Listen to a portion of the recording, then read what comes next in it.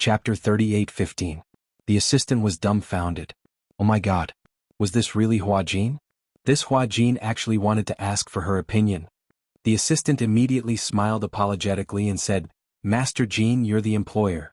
You can just tell me directly if you want to hire a new assistant. However, if I did anything wrong, you must tell me. I'm going to correct it soon. Okay. Liang Yi nodded and obediently followed the makeup artist's instructions. She closed her eyes and allowed the makeup artist to do her makeup. She lamented in her heart, life as a celebrity is so comfortable. She had 3 meals a day and she had an assistant to attend to her every need. Besides acting, she didn't have to do anything else herself. It felt so good. If only she was also a celebrity. However, wasn't she also a celebrity now? Although this body wasn't hers, she could still satisfy her cravings. Hua Jin hid in the wardrobe. The air was so stuffy that he almost couldn't breathe. After 1.5 hours, he heard the sound of the door closing. Liang Yin had obviously been taken away by the assistant. He then crawled out of the wardrobe and took out his cell phone. This cell phone belonged to Liang Yin. It had run out of battery, so he connected it to the charger first. Coincidentally, Liang Yin had forgotten to bring her cell phone when she left. He picked up his cell phone and dialed Qin Zhou's number. Half an hour later, Qin Zhou appeared. The moment he opened the door, Hua Jin grabbed his hand and dragged him in. He looked outside the door warily and then closed it. After Qin Zhou entered the room, he looked around and saw that there was only Hua Jin in the room. Hence, he turned around and sized up Hua Jin in disbelief. In front of him was a thin girl with a nervous expression. Who are you? Earlier on the phone, Hua Jin was worried that he couldn't explain it clearly over the phone, so he told Qin Zhou that something had happened to Hua Jin. After all, Hua Jin was Qin Zhou's artist. He was worried that something might have happened to Hua Jin, so he hurried over. However, when he saw that Hua Jin had turned into Liang Yin, he was confused. Qin Zhou, it's me. Hua Jin said nervously, I'm Hua Jin. The air was dead silent for a long time. Qin Zhou sneered coldly, who the hell are you? I'm warning you, no matter who you are, don't try to act mysterious in front of me. I'll ask you one more time. What exactly happened to Hua Jin? Tell me clearly. It's true. Hua Jin grabbed his hand anxiously. I'm really Hua Jin. Now calm down. I'll tell you everything from the beginning to the end. Qin Zhou interrupted her, I'm very calm. You, on the other hand, don't seem to be thinking clearly. Hua Jin sighed helplessly. I know that what happened to me is indeed difficult to understand using normal thinking. If it hadn't happened to me, I wouldn't have believed it. Qin Zhou narrowed his eyes. Luckily, Qin Zhou had some patience. Perhaps he wanted to see what this girl's motive was, so he really wanted to hear what kind of fallacy she was going to make. Hua Jin then patiently recounted what had happened the day before. Until the end of the story, Qin Zhou's face was expressionless. He even wanted to laugh a little. When Hua Jin saw his expression, she knew that Qin Zhou still didn't believe what she had said. Chapter 38:16. Until he finished speaking, there was no change in Qin Zhou's expression. He even wanted to laugh a little. When Hua Jin saw his expression, he knew that Qin Zhou still did not believe him. He looked like he wanted to cry but had no tears. He said weakly, I really, if you don't believe me, you can test me. Anyway, I have plenty of ways to prove that I'm Hua Jin. No matter how sincere he sounded, Qin Zhou obviously did not believe him. After all, it was so ridiculous that even a scientist would not believe it. How could Qin Zhou believe it so easily? He said coldly, I don't care who you are. Today is not April Fool's Day. As he said this, Qin Zhou turned around angrily and was about to leave. Hua Jin panicked and blurted out, I remember that on the day of Xingzhe's accident, you went to the hospital and walked out of the morgue with red eyes. When Qin Zhou heard this, he stopped in his tracks. Hua Jin chased after him and said, I was outside the emergency room that day waiting for Shirshir. On the day of Xingzhe's accident, he was stabbed several times while protecting Shirshir. As for Shirshir, because of the serious damage to her cornea, she lost her sight for a long time. Because of Xingzhe's incident, she was unable to recover for a long time. Qin Zhou looked at Hua Jin in surprise. Hua Jin smiled and said, after Shirshir got married, you went missing for a long time. This is not something that ordinary people know about. Qin Zhou, you know about this too, right? Qin Zhou's face was filled with confusion. What Hua Jin said shocked him to the core. This was because what he said was true. These things were rarely known, especially the specific cause of Xingzhe's death. It had always been a secret and not many people knew about it. When Yun Shirshir was unable to recover from the setback, not many people knew about it. As for Yu's matter, even fewer people knew about it. Unless, of course, Hua Jin had told everyone about this. However, the key was that with Hua Jin's character, he would never reveal these secrets. When Hua Jin saw that Qin Zhou's expression had softened, he was so nervous that he started to ramble incoherently. I know that it's hard for you to believe what I've said. If it were me, I wouldn't believe it either. But, Qin Zhou, it really happened. You also know that you can't tell anyone about this. Even if you tell anyone, they won't believe such a ridiculous thing. Only you. If you don't believe me, I'm really desperate. For the time being, he did not know how to confess to Shirshir. She told Qin Zhou because she knew that Qin Zhou was a reliable person. Although he wasn't serious normally, he was very reliable at critical moments. Secondly, Qin Zhou was her manager. If he knew about this, he could stay by Liang Yin's side openly. Qin Zhou pondered for a moment and suddenly said meaningfully, "Unless you answer me one thing." "Yes." "The real Hua Jin can't do that."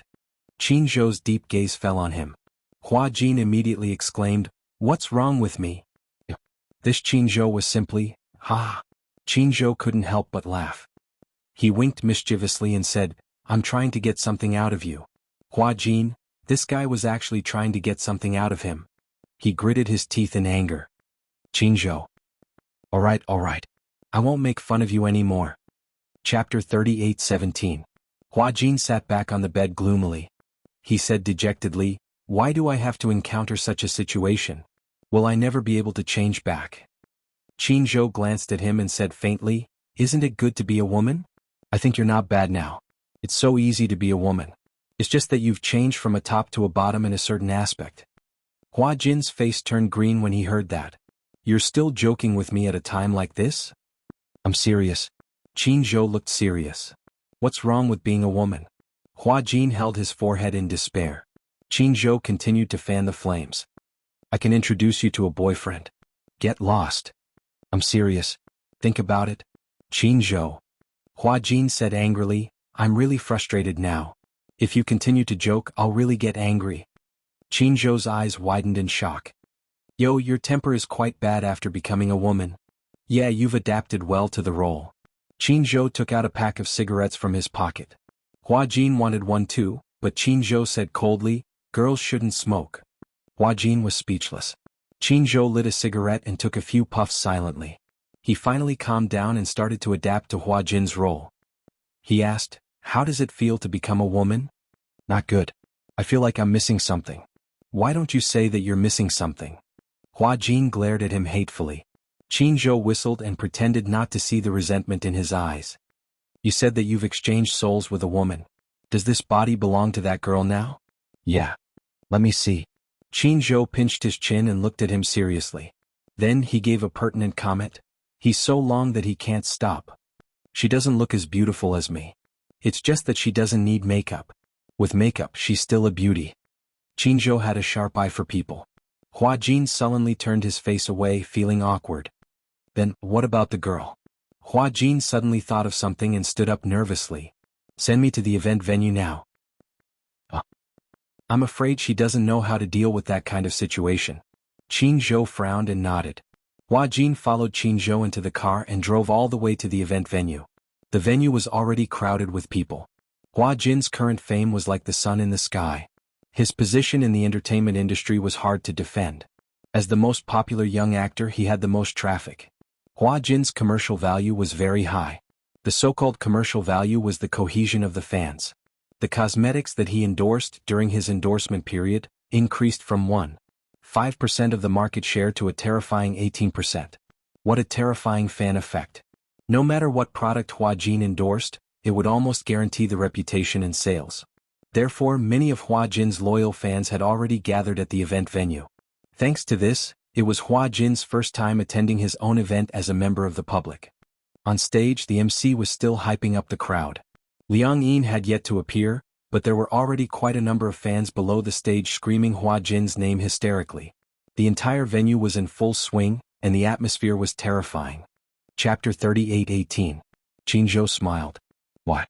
Are you shocked by your own fans?" Hua Jin nodded and gulped.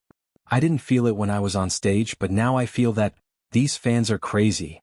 Before he could finish his sentence, the fans behind him kept squeezing forward. Accompanied by the earth-shattering cheers, Hua Jin saw Liang Yin come on stage. Liang Yin held the microphone nervously. When she came on stage, she felt countless strong spotlights fall on her. It was dazzling. Her vision blurred and she couldn't see clearly for a while. The MC gave a brief opening speech and looked at her. Before Liang Yin went on stage, the host had already discussed the script with her. But even though they had discussed the script, it was her first time appearing under the spotlight as a celebrity. So she wasn't used to it. As a result, she stood rooted to the ground in shock. Hua Jin saw her standing there in a daze and held his forehead. Why was she so scared that she didn't say a word? Could it be that she had stage fright? Qin Zhou narrowed his eyes and looked at her. On stage, the MC saw Liang Yin holding the microphone nervously with a dazed expression and was a little puzzled by her unexpected performance. Hua Jin, say hello to the fans below the stage. Liang Yin came back to her senses and raised her hands stiffly. She smiled at the audience. Hello everyone, I'm Hua Jin. As soon as she said that, the fans below the stage screamed crazily. Hua Jin. Hua Jin, I love you. Hubby. Someone shouted loudly, causing the audience below the stage to burst into laughter and call him husband. The scene was too big.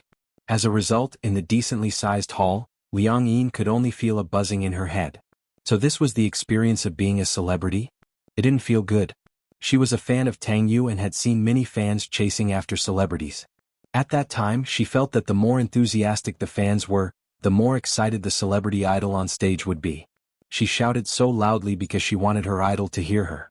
Unfortunately, now that Liang Yin had switched over to Hua Jin's perspective, she realized that no matter how passionate the fans were, in her eyes, there was only a sea of black. She even felt like the fans below the stage all had the same face and she couldn't tell who was who.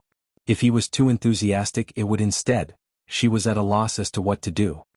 Hua Jin, I love you. Hubby. Hubby. She did not know how to respond. Although she was now occupying Hua Jin's body, she was not Hua Jin. These were not her fans. She did not even know how to reciprocate their enthusiasm. He was completely out of his wits. Usually, when celebrities were doing activities, they had to constantly interact with the fans below the stage. However, Liang Yin's ability to improvise was more than just passable. It was simply too horrible to look at. She just stood there awkwardly as if she was petrified. Hua Jin covered his face. He knew that an ordinary person like Liang Yin would not be able to handle such an occasion. Qin Zhou was speechless. She seems to be frightened by your fans. Is it that exaggerated? Hua Jin said impatiently, isn't it just greeting and interacting with the fans? It's not difficult, right? I haven't asked her to act yet. It's not the same. Qin Zhou said, she might not have gotten into your role yet. Chapter 38:19. On one hand, he was feeling a little unwell. His stomach was strangely swollen and painful. On the other hand, the fans were so noisy that his eardrums hurt. If it wasn't for Liang Yin, he wouldn't want to stand in front of so many people.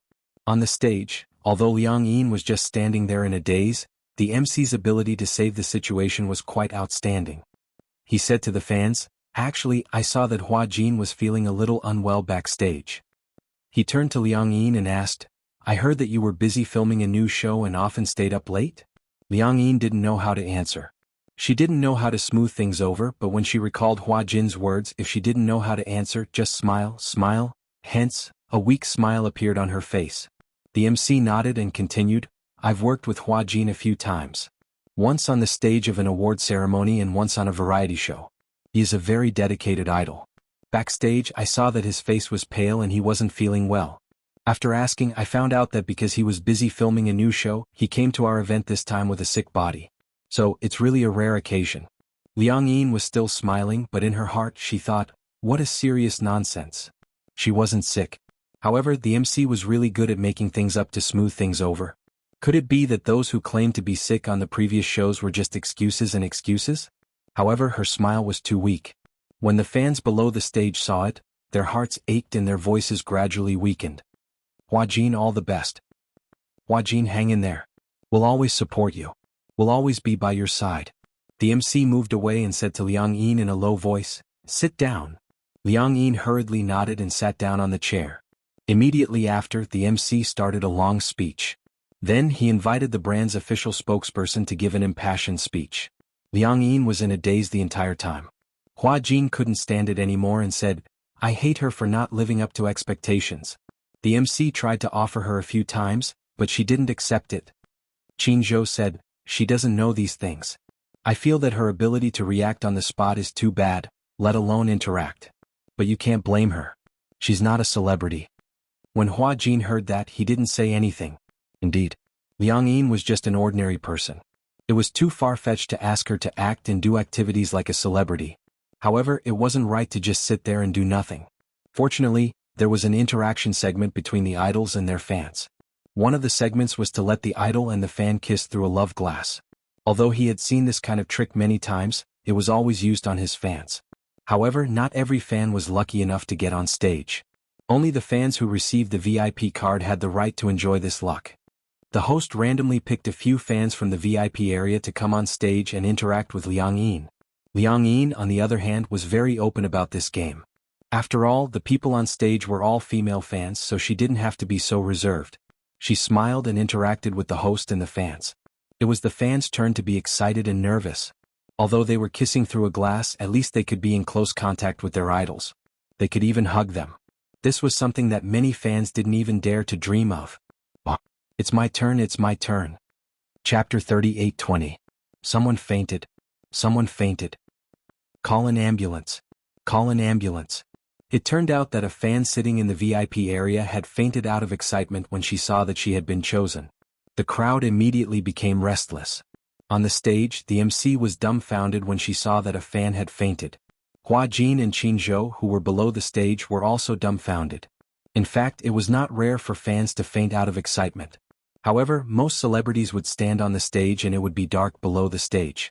Under normal circumstances, it would not be seen. However, Hua Jin and Jianghu, who were below the stage, could see it clearly. Is that exaggerated? Jianghu was speechless. Did you just realize that your popularity is that exaggerated? Hua Jin touched his nose. To be honest, he was a little shocked. Liang Yin obviously saw it too. Because it was an exhibition stand and not a very big stage, she could see everything that happened below the stage clearly. Liang Yin was a little frightened. She stood up helplessly and said to the fans below the stage, "Everyone calm down. Don't panic." The fans below the stage were also shocked by this sudden situation and were in a mess. Some were busy taking care of the person who had fainted, while others were very impatient. They felt that the girl who had fainted had ruined Hua Jin's event. They cursed, "Why are you so agitated? Don't harm people if you haven't seen the world." That's right.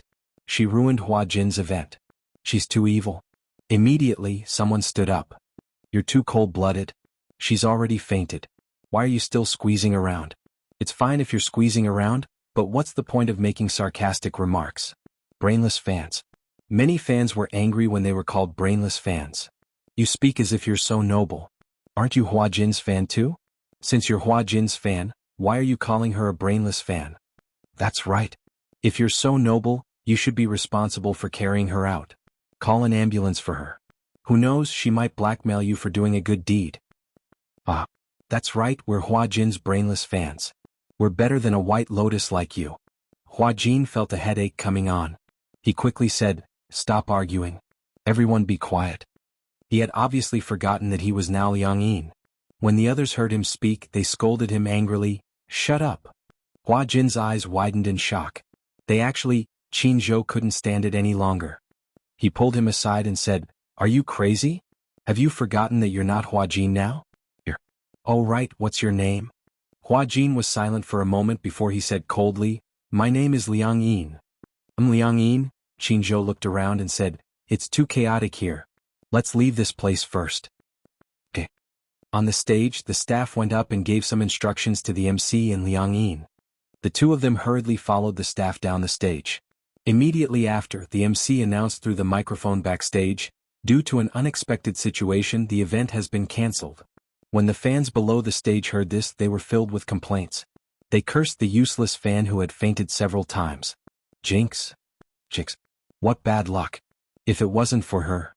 Chapter 38:21. All right. Hua Jin nodded. He got into the car and returned to the hotel with Jianghu.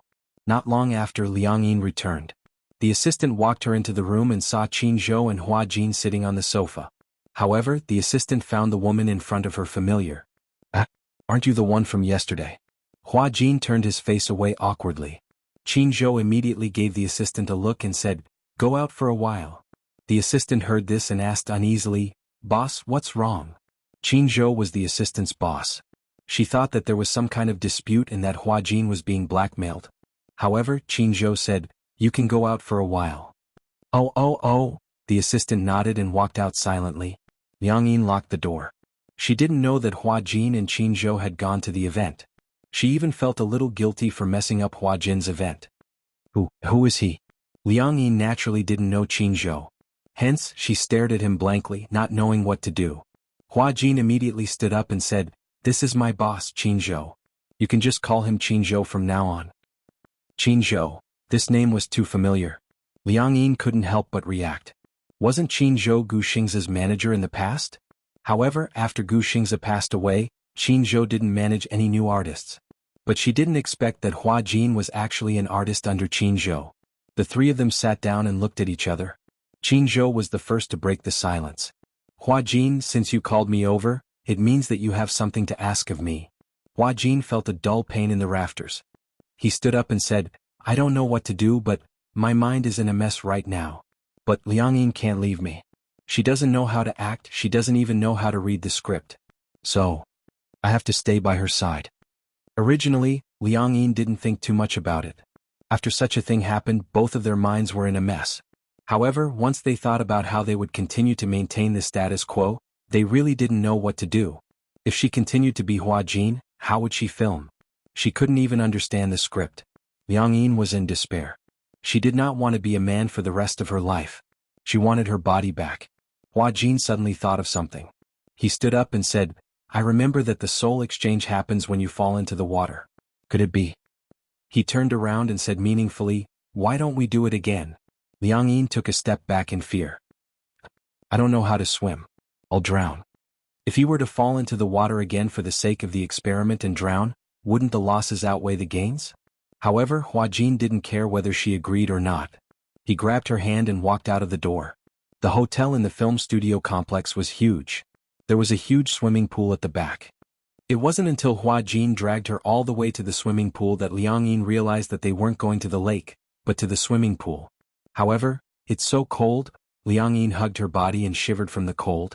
She turned around and was about to ask Hua Jin what he planned to do when, unexpectedly, he was in such a hurry to switch back to his body that he gave her a light kick from behind, sending her straight into the pool. Gurgle gurgle. Liang Yin fell into the water. Caught off guard, she drank a few mouthfuls of water. Chapter 38:22. Hua Jin also jumped into the swimming pool. The swimming pool was divided into deep and shallow sections. The deep section reached 1.8 meters. Liang Yin fell into the water and struggled violently. There was no way for her to step on the ground. If she stepped on the ground, she would be drowned in the pool. "Help! Gurgle gurgle! Help! Gurgle gurgle!" After Hua Jin got into the water, he swam towards her and grabbed her arm, pulling her into his embrace. Without hesitation, he kissed her lips and passed the air in his mouth to her. Even though she got a thin amount of oxygen from Hua Jin, she didn't know how to swim at all. In addition, she had gulped down a few mouthfuls of water and her brain was on the verge of hypoxia. After that, she lost consciousness. Suffocation. The feeling of suffocation filled her entire brain and it kept sending out signals of danger. When she woke up again and opened her eyes, she was greeted by fresh air. Liang Yin immediately took in big mouthfuls of air greedily. When she had almost recovered, she then realized that she had returned to the shore. She sat up abruptly and saw Hua Jin sitting by the side of the pool with a hopeless expression. "Have you given up?" Qin Zhou's cold voice came from beside him. Hua Jin turned around and glared at him with an ashen face. Liang Yin wanted to say something but her gaze fell on Hua Jin's face. She didn't know why, but her gaze was fixed on his lips. When she thought of how he took the initiative to pass the air to her in the swimming pool, she didn't know why her face started to burn. Even though she was taken out of the swimming pool earlier, her body was extremely cold. "Go back to your room first," Qin Zhou said again. "Since you're here, let's take things as they come. Since you've changed your body, let's just leave it as it is for now. You can stay by her side as her assistant. As for the future, let's talk about it later." Hua Jin felt wrong but he had no choice. He could only stand up and walk back to his room with a gloomy expression. Liang Yin saw that he didn't look too good and she didn't know why she blamed herself for it. It seemed like If it wasn't for her carelessness, Hua Jin would have ended up like this in order to save her. Liang Yin stood up guiltily and nodded at Qin Zhou before following Hua Jin to the room. The two of them entered the room. Hua Jin stood at the bathroom door and took off his clothes. When he saw Liang Yin enter the room, he stood there awkwardly and said to her, "Don't you want to shower together?" "Let's shower together?" Liang Yin took a step back. "Please don't." Men and women couldn't accept it clearly. When Hua Jin heard this, he didn't know whether to laugh or cry. "Now your body is mine and my body is yours. What's there to be confused about?" After a pause he continued, "Let's shower together. There's only one bathroom. I'll take a long shower. What if you catch a cold if I wait too long?" "I'm fine." "You think I care about you?" Hua Jin snorted coldly. "I care about my body. Now that your body is mine, you're not responsible for yourself, you're responsible for me, understand? And I have to be responsible for your body too." These words sounded very awkward. Liang Yin felt a little uncomfortable. However, she saw that after Hua Jin had finished speaking, he took off all his clothes. Chapter 38:23. It wasn't until Hua Jin entered the bathroom that Liang Yin hid in a corner and secretly took off her clothes. She hugged her body and walked into the bathroom, trembling. Hua Jin was already sitting in the bathtub. The warm water was slowly being poured into the bathtub. In the blink of an eye, the bathroom was filled with mist. The bathtub was very big. It was 2 meters wide and could accommodate 2 people. Liang Yin stood by the side of the bathroom, still hesitating. Even though she was in Hua Jin's body now, it still felt a little awkward. Hua Jin said plainly, "Come in." Liang Yin lifted her leg and stepped into the bathtub. The warm water submerged her ankles and the pores all over her body opened up. Her desire for warmth was such that she couldn't care less. Moreover, there was a lot of mist and the bathtub was very big. She could stay a little further away from him. Separated by the mist, they couldn't see each other. Hence, Liang Yin sat in the bathtub. Separated by the mist, they couldn't see each other. Liang Yin hugged her knees and tried her best to curl her body into a ball. Hua Jin suddenly asked, "Are you still studying?"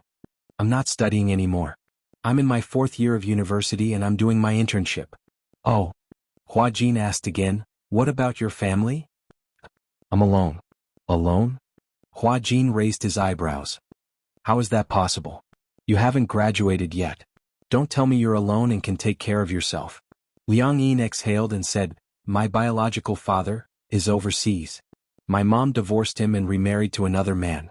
She's living with that man. She left me a house and gives me living expenses every month." "Got it." Hua Jin explained, "In the future if your mom comes looking for you, I'll at least know what's going on. Otherwise it won't be good if I can't react in time and things get out of hand." Liang Yin nodded.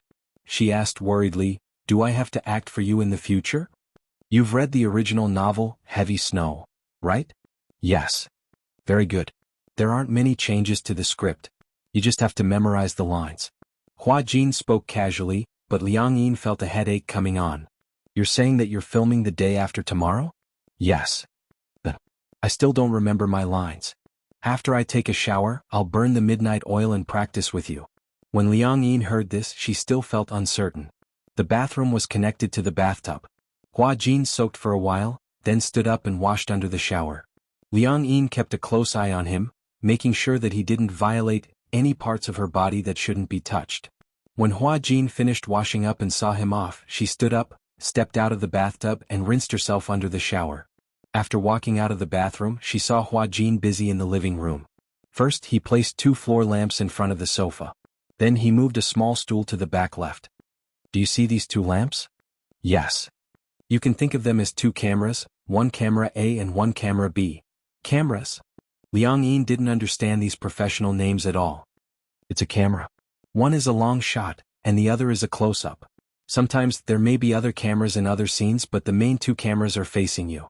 Hua Jin pointed at the small stool and said, "That's where the director sits." Chapter 38:24. When Hua Jin heard this he felt a little hopeful. "Then you should have some foundation in lines, right?" Liang Yin furrowed her eyebrows, feeling a little conflicted. "I definitely can't compare to a professional. Actually, I didn't go to any film school and I'm not a professional. I learned my acting by myself." Hua Jin sat down on the sofa and said to her, "You acted in a play during your university days. You also acted as a female character, right?" Liang Yin smirked and said, "A male character? What?" Hua Jin was a little curious. What play did you act in? It was an original script. However, there weren't many male students, so I could only act as a young man.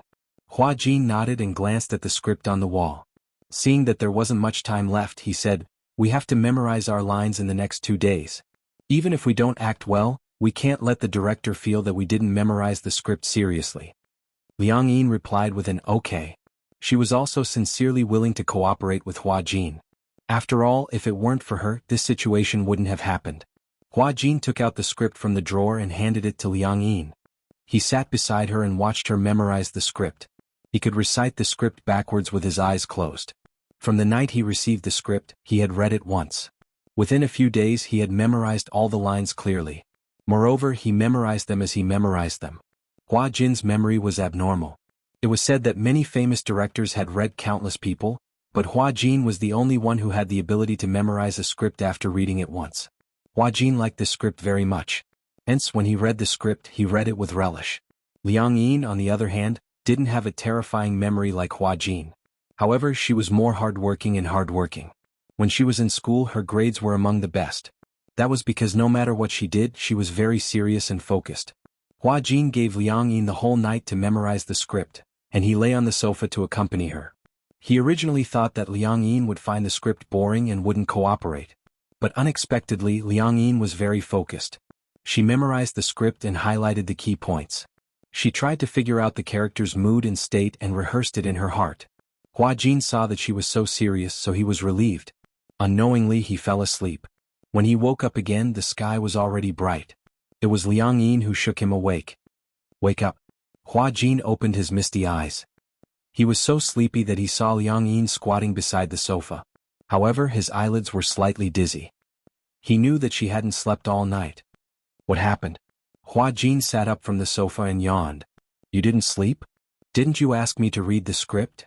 Liang Yin smiled proudly. "I've already memorized all the lines." "Oh."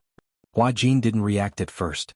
It was only when he realized later that his eyes suddenly widened. "What? I've already memorized all the lines." "Impossible." Hua Jin woke up immediately. He flipped through the script and muttered, "There are so many lines. How could she memorize them all in one night?" Even with his incredible memory, it took him an entire night to memorize all the lines. This Liang Yin had memorized all the lines in just one night? Chapter 38-25. Hua Jin said, "Okay, but let's just pretend that we're filming. Let's simulate the scene of filming. You can put in your emotions just like how you're acting with me. Let's do this part first." Hua Jin noted that this was the part of filming the day after tomorrow. This was the main point. Liang Yin glanced at it and knew which part it was. She stood up and walked calmly to the center. It was obvious that she was very confident. First, she closed her eyes and brewed her emotions. Hua Jin also stood up. As her co-star, he was playing the role of the female lead, Mu Qingge. Standing opposite her, Hua Jin patiently waited for her to get into character. A few minutes later, Liang Yin opened her eyes and nodded. "Let's begin." Hua Jin also quickly got into character. Although he was not an experienced actor, Hua Jin's acting skills were definitely among the best among the younger actors. The story of Demon Eyes was about the love and hatred between the Demon Slayer and the Fox Emperor. The female lead, Mu Qingge, was a disciple that no one acknowledged in the Yin-Yang Palace. As a Yin-Yang master, her primary responsibility was to slay demons. However, as a demon slayer, Mu Qingge could not even learn the basic demon-slaying techniques. Until an accident, she found out that she was not actually a human, but a human and a demon that violated the taboo and gave birth. This secret was found out by the Yin-Yang Palace, and the elders ordered Mu Qingge to be expelled from the sect. The exiled Mu Qingge was abandoned by everyone. She swore that she would prove that she was a true demon slayer. However, later on she met the Fox Emperor, Fengji. At that time, Fengji only had a cultivation of 1,000 years and could not command 100 ghosts. He was subdued by Mu Qingge. As Mu Qingge's Shikigami, he developed feelings for her after many setbacks and difficulties. Thus he confessed to her. This was the most important scene of their rivalry. Liang Yin entered the role of Fengji. When she looked at Hua Jin's face again, her eyes were full of affection. However, this affection, because of Fengji's frivolous personality, seemed a little arrogant. "Come back to 100 Ghost Village with me. How about I make you my wife?" With just one sentence, the tension, worry, and fear of Mu Qingge's rejection, as well as the restrained admiration on her face were vividly displayed. He put down his pride and talked to her. He was afraid of being rejected and he loved Qingsong, but he was still unwilling to give up his pride as the future Fox Emperor. Even Hua Jin was stunned for a long time. He was even prepared to stop, but he didn't expect Liang Yin to be in such a good state. It was too unbelievable. Has this guy never acted before? Acting depended on one's talent, one's aura, and one's looks. If one didn't have talent and spirit qi, no matter how many great teachers they had, it would be useless. Gu Xing's acting skills were very good, and so was Yun Shishir's. Both of them were typical non-acting students, but Gu Xing's was very talented, and he could portray any character he wanted. Yun Shishir was full of spirit. Her role as Yin Xiaochuan was definitely the most classic screen image. He didn't expect that Liang Yin's conditions were also so good. She was really born to be an actress. Seeing Hua Jin in a daze, Liang Yin asked nervously, "What's wrong? Is there a problem?" No, Hua Jin quickly said, "You acted very well." Then, "It's not your problem, I was distracted." Chapter 38-26. The two of them rehearsed the scene at the airport. Liang Yin was in the zone, so much so that Hua Jin didn't skip the scene. He followed her mood and completely immersed himself in the role. What made him a little shocked was that in the last scene, when Liang Yin was about to part ways with Mu Qingge, she turned slightly to the side. There were tears hidden in the corners of her eyes, but because of her stubbornness, not a single drop fell. It was too shocking. Hua Jin excitedly called for a stop. He walked in front of Liang Yin and asked in surprise, "You are really not an acting student?" Liang Yin was a little curious. "What's an acting student?" "It's," Hua Jin said, "many actors come from the Central Opera and the Northern Film Academy. These actors who graduated from the Film Academy are called acting students. They have all undergone professional training." Liang Yin smiled. "I studied English translation in university. Other than drama, I haven't acted in any other movies." Hua Jin was a little depressed. How could her acting be so good? This was the standard. Comparisons were odious. Liang Yin's talent was not inferior to Gu Xing's at all. "It's a pity that you're not an actress." When Liang Yin heard this, she couldn't tell for a moment whether Hua Jin's words were complimentary or derogatory. She was a little confused.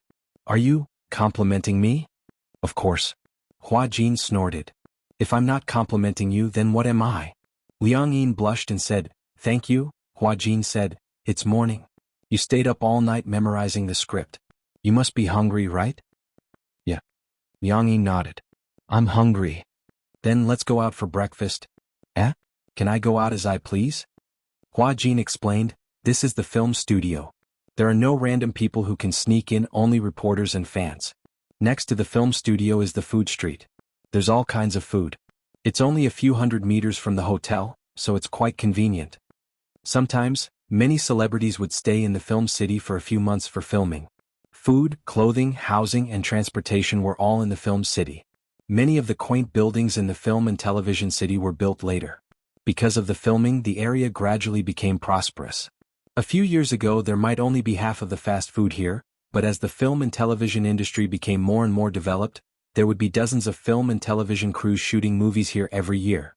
Actors, staff, reporters, fans, with such a large group, many businesses were born. Hotels, inns, guest houses, food streets. It could be said that everything was available. Hua Jin asked Liang Yin what she wanted to eat. Only then did Liang Yin realize that this Hua Jin seemed to be quite a gentleman. As soon as they walked out of the room, Tang Yu's voice came from behind. "Senior Hua Jin." Hua Jin subconsciously turned his head, and only then did he realize that he was now Liang Yin. Tang Yu wasn't calling him TSK. This Tang Yu was really annoying. Perhaps it was because of him he suddenly remembered that day on the boat, Liang Yin was aggressive, saying that Tang Yu was the real male lead of the drama.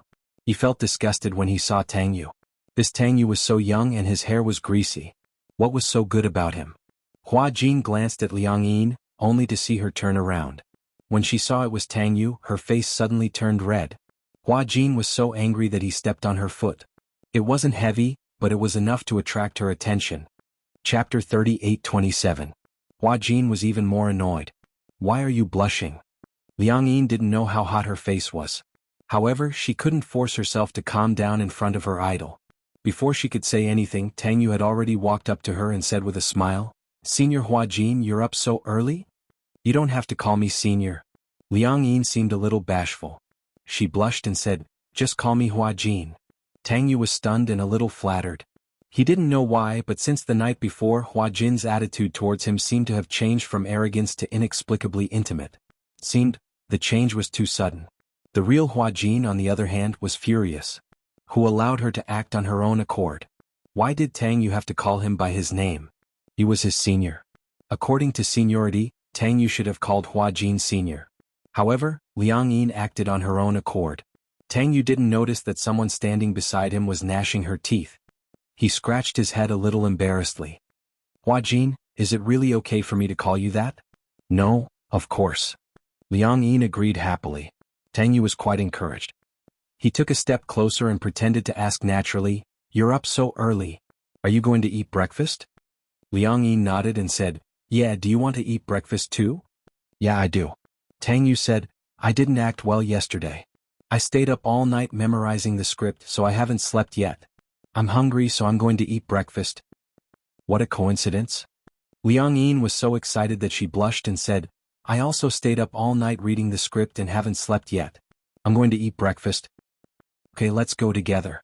Tang Yu smiled and said, "It's my treat." "Okay, thank you." Liang Yin behaved appropriately. She also knew that she was Hua Jin now.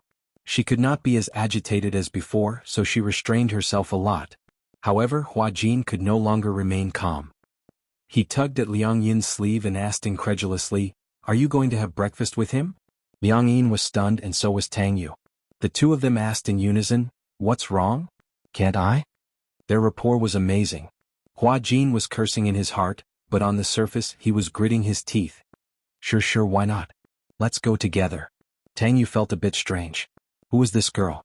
Why did Hua Jin seem to listen to her? "Is this your assistant?" Tang Yu asked. Liang Yin nodded, but Hua Jin snorted coldly and arrogantly turned his face to the side, not looking at him. When Tang Yu saw this, he was a little displeased.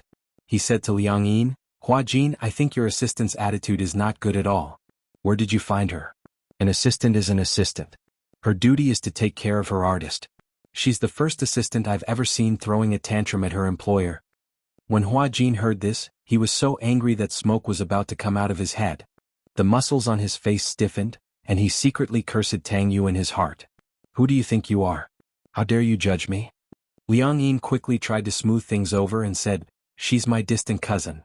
She read the script with me all night. She's so sleepy, so she must be in a bad mood." "Is she your cousin?"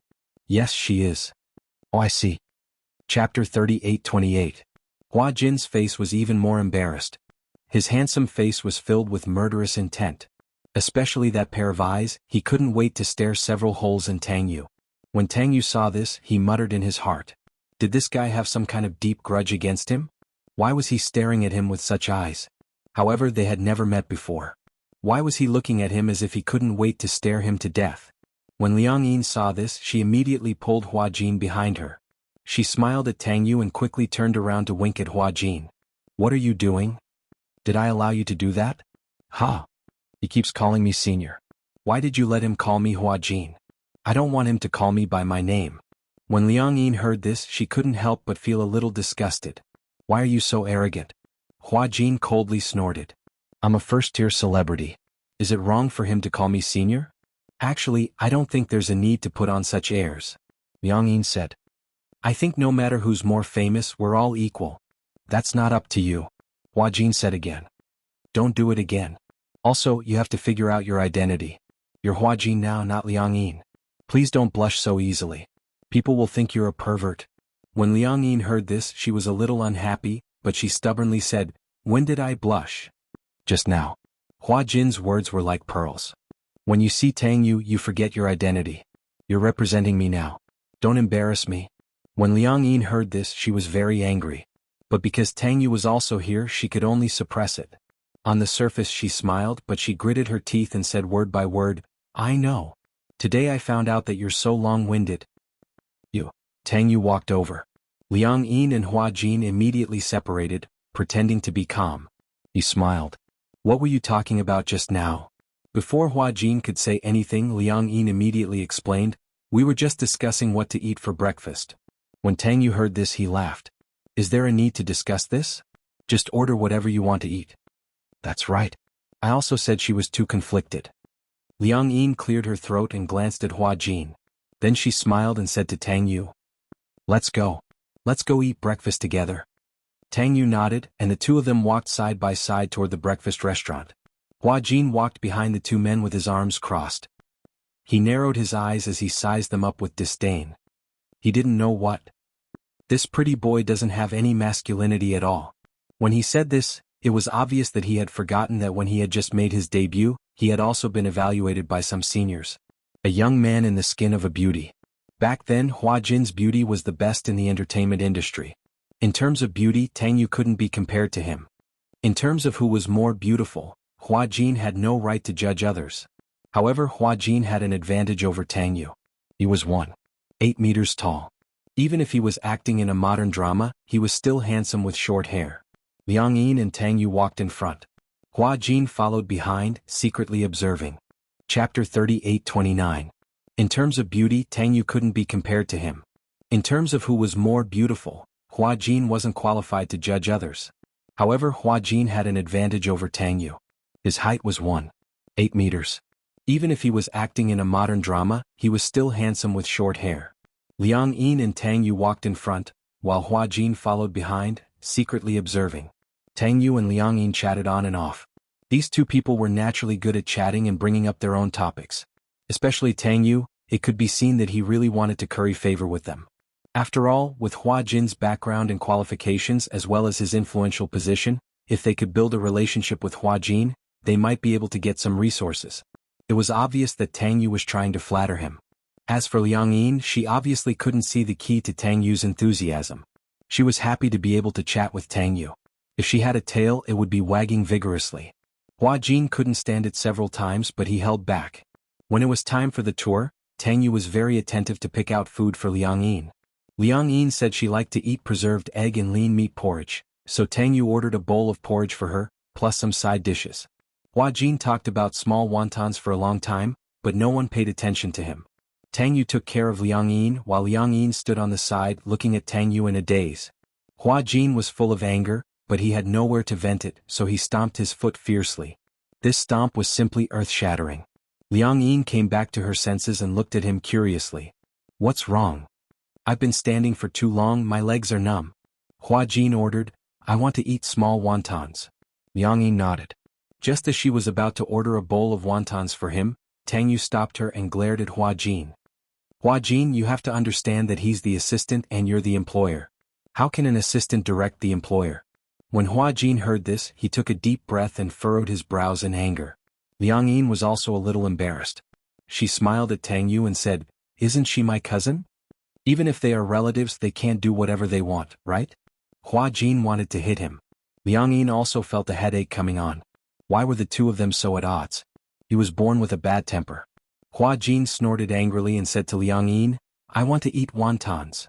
Although Liang Yin was a little unhappy with Hua Jin's commanding tone, she still nodded obediently and replied, "Got it. I'll get it for you." With that, she said to Tang Yu, "Wait for me in your seat."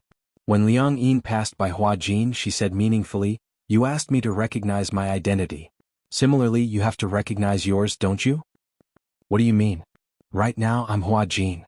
I'm a celebrity. You're my assistant. You should take care of me." Liang Yin said and returned Hua Jin's warning to him, "Remember, don't do it again." With that, she walked away expressionlessly. Hua Jin's mouth stiffened. Good, this wretched girl, now she knows how to bicker with him. Not simple. Hua Jin didn't say anything and sat down in his seat. Tang Yu glanced at him and suddenly said, "You seem to be a little prejudiced against me." "Prejudiced?" Tang Yu said again, "I think you don't like me. If I didn't know better, I would think that there's some deep hatred between us." Chapter 38-30. Hua Jin narrowed his eyes, a hypocritical smile appeared on his face. "Of course it's because he's prejudiced against you. Don't look at how well Hua Jin treats you. Do you think he wants to talk to you? He looks down on small-time celebrities like you who do whatever it takes to become famous." Tang Yu's expression changed, but he was a little suspicious. Because, based on his understanding of Hua Jin, it seemed that Hua Jin would really say that. Usually when they were on set, he could tell that Hua Jin did not like him. He didn't know why, but overnight he became more peaceful with him. But, while Tang Yu was still thinking, Liang Yin came back with a small wonton. Here. Yours. She put the wonton heavily in front of Hua Jin. Her tone was not good. Some of the soup splashed out. Fortunately, Hua Jin avoided it in time, otherwise the back of his hand would have splashed. Liang Yin said, "Eat." Hua Jin let out a muffled snort and ignored her. He picked up the spoon and started eating in silence. However, when Liang Yin turned her head and faced Tang Yu, her tone suddenly calmed down. "You seem to like eating custard buns?" "Yeah. But I remember when you were doing a live broadcast, you said your favorite food was soy milk and fried dough sticks." Tang Yu was a little surprised. "You've seen my live broadcast?" "Ah," Liang Yin quickly said, "I saw it once by chance." "Ah, that's just a casual remark. At that time I was acting in a web drama. The character in it liked to eat soy milk and fried dough sticks. So no matter what answer, it's right to lean on the character. It's good for publicity and it's good for fans to be immersed in the character." Liang Yin was a little disappointed when she heard this. Are all celebrity interviews fake? Not all of them. It depends on how the company packaged you. Tang Yu said again, "Senior Hua Jin, you've been in the industry for so many years, you should know more about this." "Oh," Liang Yin asked tentatively, "then, what's your ideal type?" "Ideal type? It's when you say what kind of girl you like during the live broadcast." "Oh, that." Tang Yu smiled and said, "Actually, I don't know what my ideal type is. Anyway, it must be beautiful and have a good figure." "Then you said you've never been in love. How is that possible?" Tang Yu disagreed. "That's what the company told me. Actually, I had 3 girlfriends when I was in school, but they all ended without any results. Later, when I entered the entertainment industry, the company explicitly forbade me from dating. So, I've been single for a long time." Liang Yin looked a little stunned. However, there was disappointment in his eyes. She was disappointed because it turned out that the idol in her heart was also a liar. Everything that he had shown was planned by the company, and everything was done step by step. Suddenly he felt that it was somewhat ironic. Because in some interviews, Tang Yu said that he never lied and was a very honest and reliable man. Now it seemed ironic. Hua Jin also noticed the change in Liang Yin's expression. Suddenly he smirked and pretended to ask casually, "You said you've been single for a long time, but actually it's just in spirit, right?" "What do you mean?" Liang Yin and Tang Yu asked in unison. Hua Jin deliberately mystified, "I won't say it. Even if I say it, you won't admit it." Chapter 38-31. Hua Jin took a deep look at Tang Yu and said indifferently, "I saw 2 female fans enter your room some time ago. They didn't come out for 2 days and 2 nights. It looks like the battle was very intense." When Liang Yin heard this, she was about to say, "Impossible." But Hua Jin suddenly pressed her hand down and warned her with his eyes. Tang Yu was obviously not surprised when he heard this. He thought it was something serious. However, he didn't deny it. Therefore, the entire crew was well aware of this matter. That day when he brought the 2 female fans back to the hotel, he bumped into Hua Jin. Tang Yu didn't know that the Hua Jin in front of him and Liang Yin had exchanged souls. So, in front of Hua Jin, he was too lazy to quibble. "So what?" Tang Yu said lightly, "Anyway, it's consensual. Besides, we're both adults. There's no need to avoid any physical needs. Filming in the crew for so long. As a star, you can't have a girlfriend. But I'm not that famous, so there's no paparazzi waiting for me. Senior Hua Jin, it must be very hard. With so many paparazzi waiting for you day and night for big news, I'm afraid you won't have the chance to have such luck." "Ah." Saying this, Tang Yu seriously declared to Liang Yin, "I'm just joking. Senior Hua Jin, please don't mind." Hua Jin was very disdainful. He put his arm around Liang Yin's shoulder and retorted, "Do you think our Hua Jin is like you? Anyway, our Hua Jin would risk his life to date. He wouldn't be like you, sleeping with fans." Liang Yin couldn't listen to it anymore and suddenly stood up.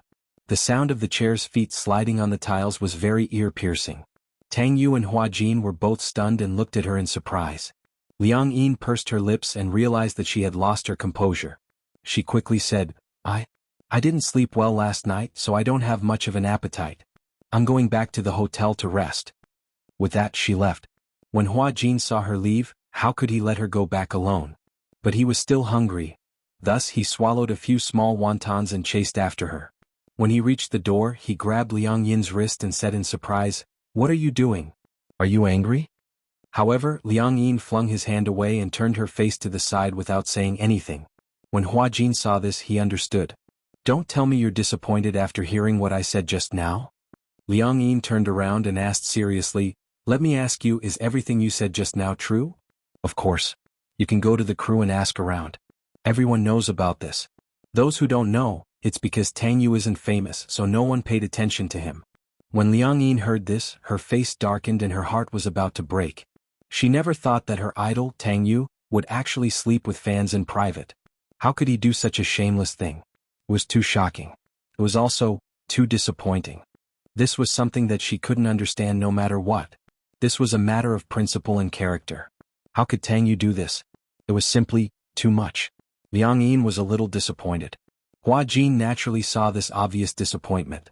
It's right to be disappointed. This kind of person doesn't deserve to be an idol. Chapter 38-32. Hua Jin was amused by her reaction and chased after her. Seeing that she was walking so fast, he said gloomily, "Why are you walking so fast? Can you walk slower? Your legs are so long." Liang Yin immediately said, "These are your legs, not mine." Hua Jin snorted coldly when he heard that. "They're yours now." Liang Yin pursed her lips but didn't say anything. Hua Jin saw her expression and knew what she was disappointed about. He smiled and said, "Why have you given up? The male idol in your heart may look like a gentleman on the surface and is a high-quality idol, but in fact he's no different from a normal man." Liang Yin was already upset, and with Hua Jin fanning the flames, she became even angrier. She said angrily, "What about you?" Hua Jin was confused when he saw that she was pointing the arrow at him. What do you mean by that? Since you said that celebrities are all like this, they may look like high-quality idols on the surface, but in fact they're no different from a normal man. Celebrities will also make the same mistakes that normal people make. What about you? Hua Jin didn't say anything at once. Liang Yin asked again, "Do you sleep with your fans?" "Please, there are only fans who want to sleep with me. There are no fans who I want to sleep with."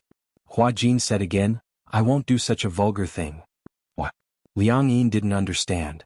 If they're your fans, they should be looking forward to having intimate contact with you.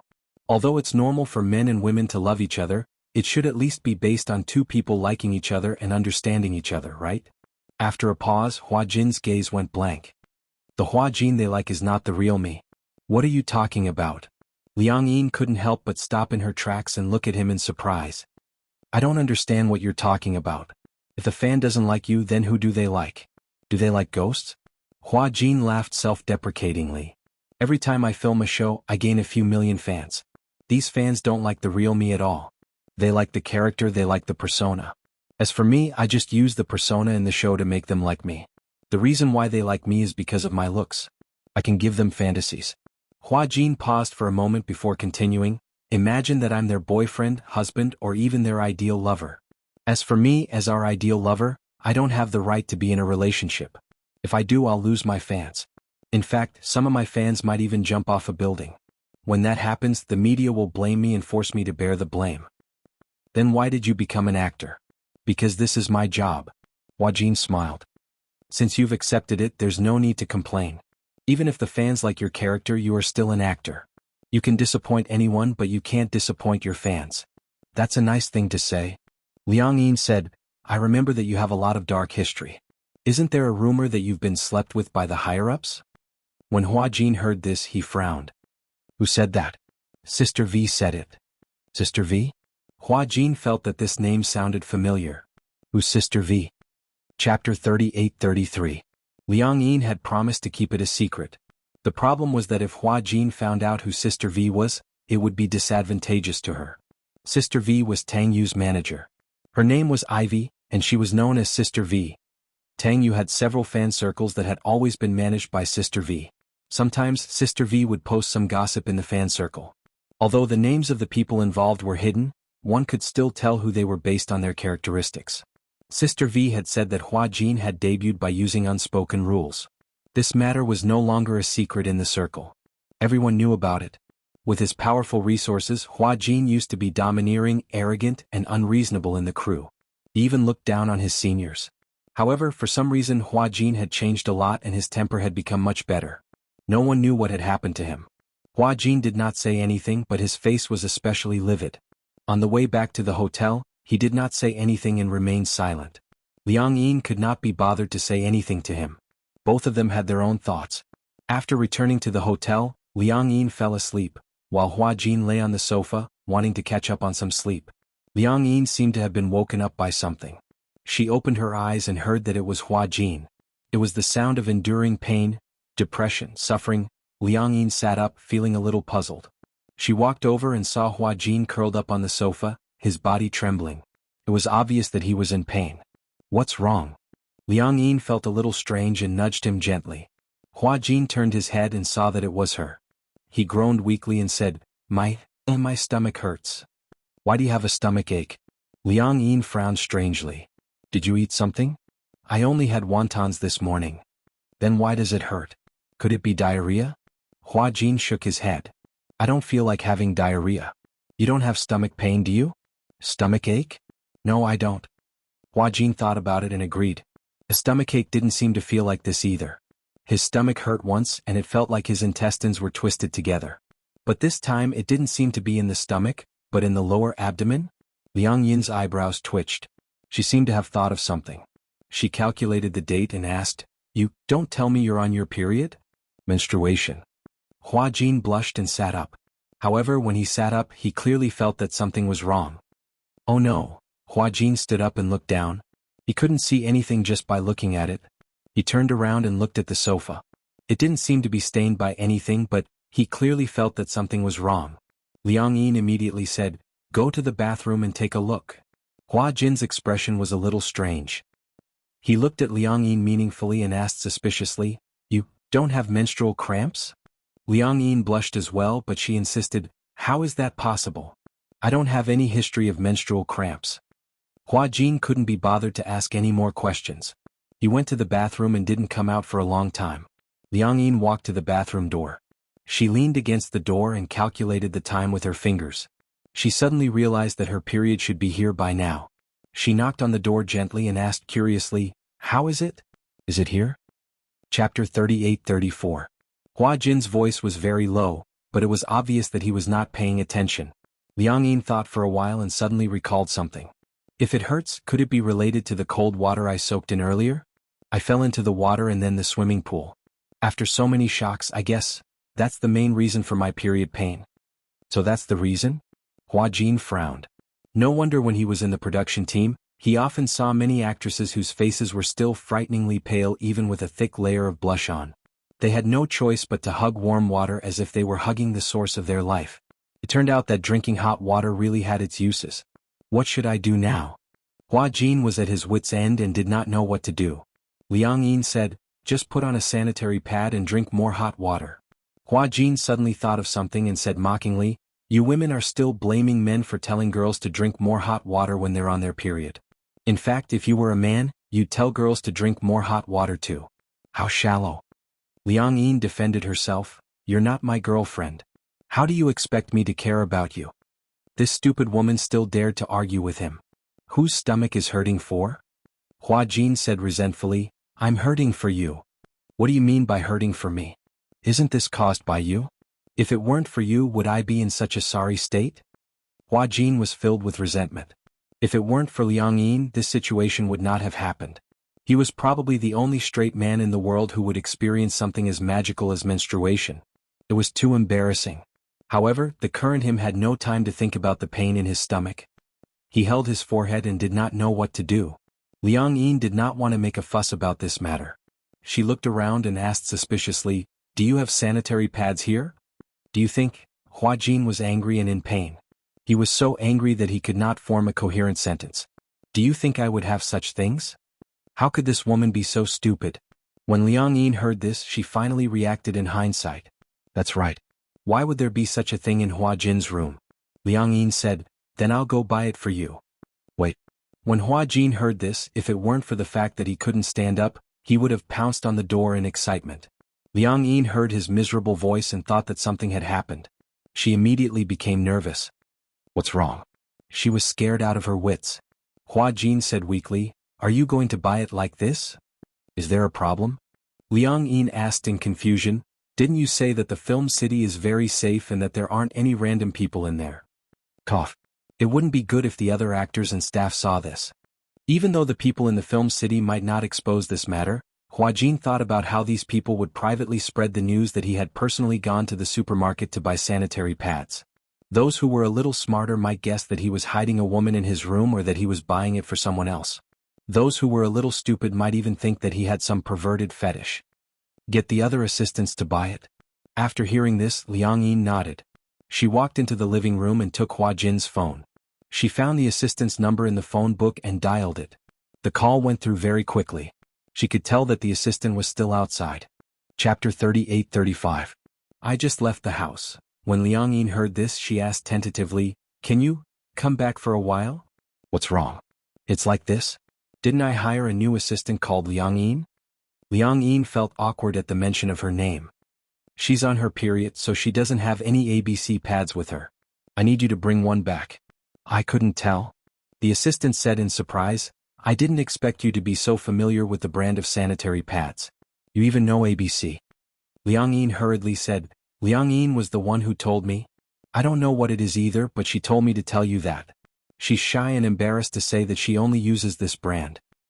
"Okay, no problem. Give me 5 minutes.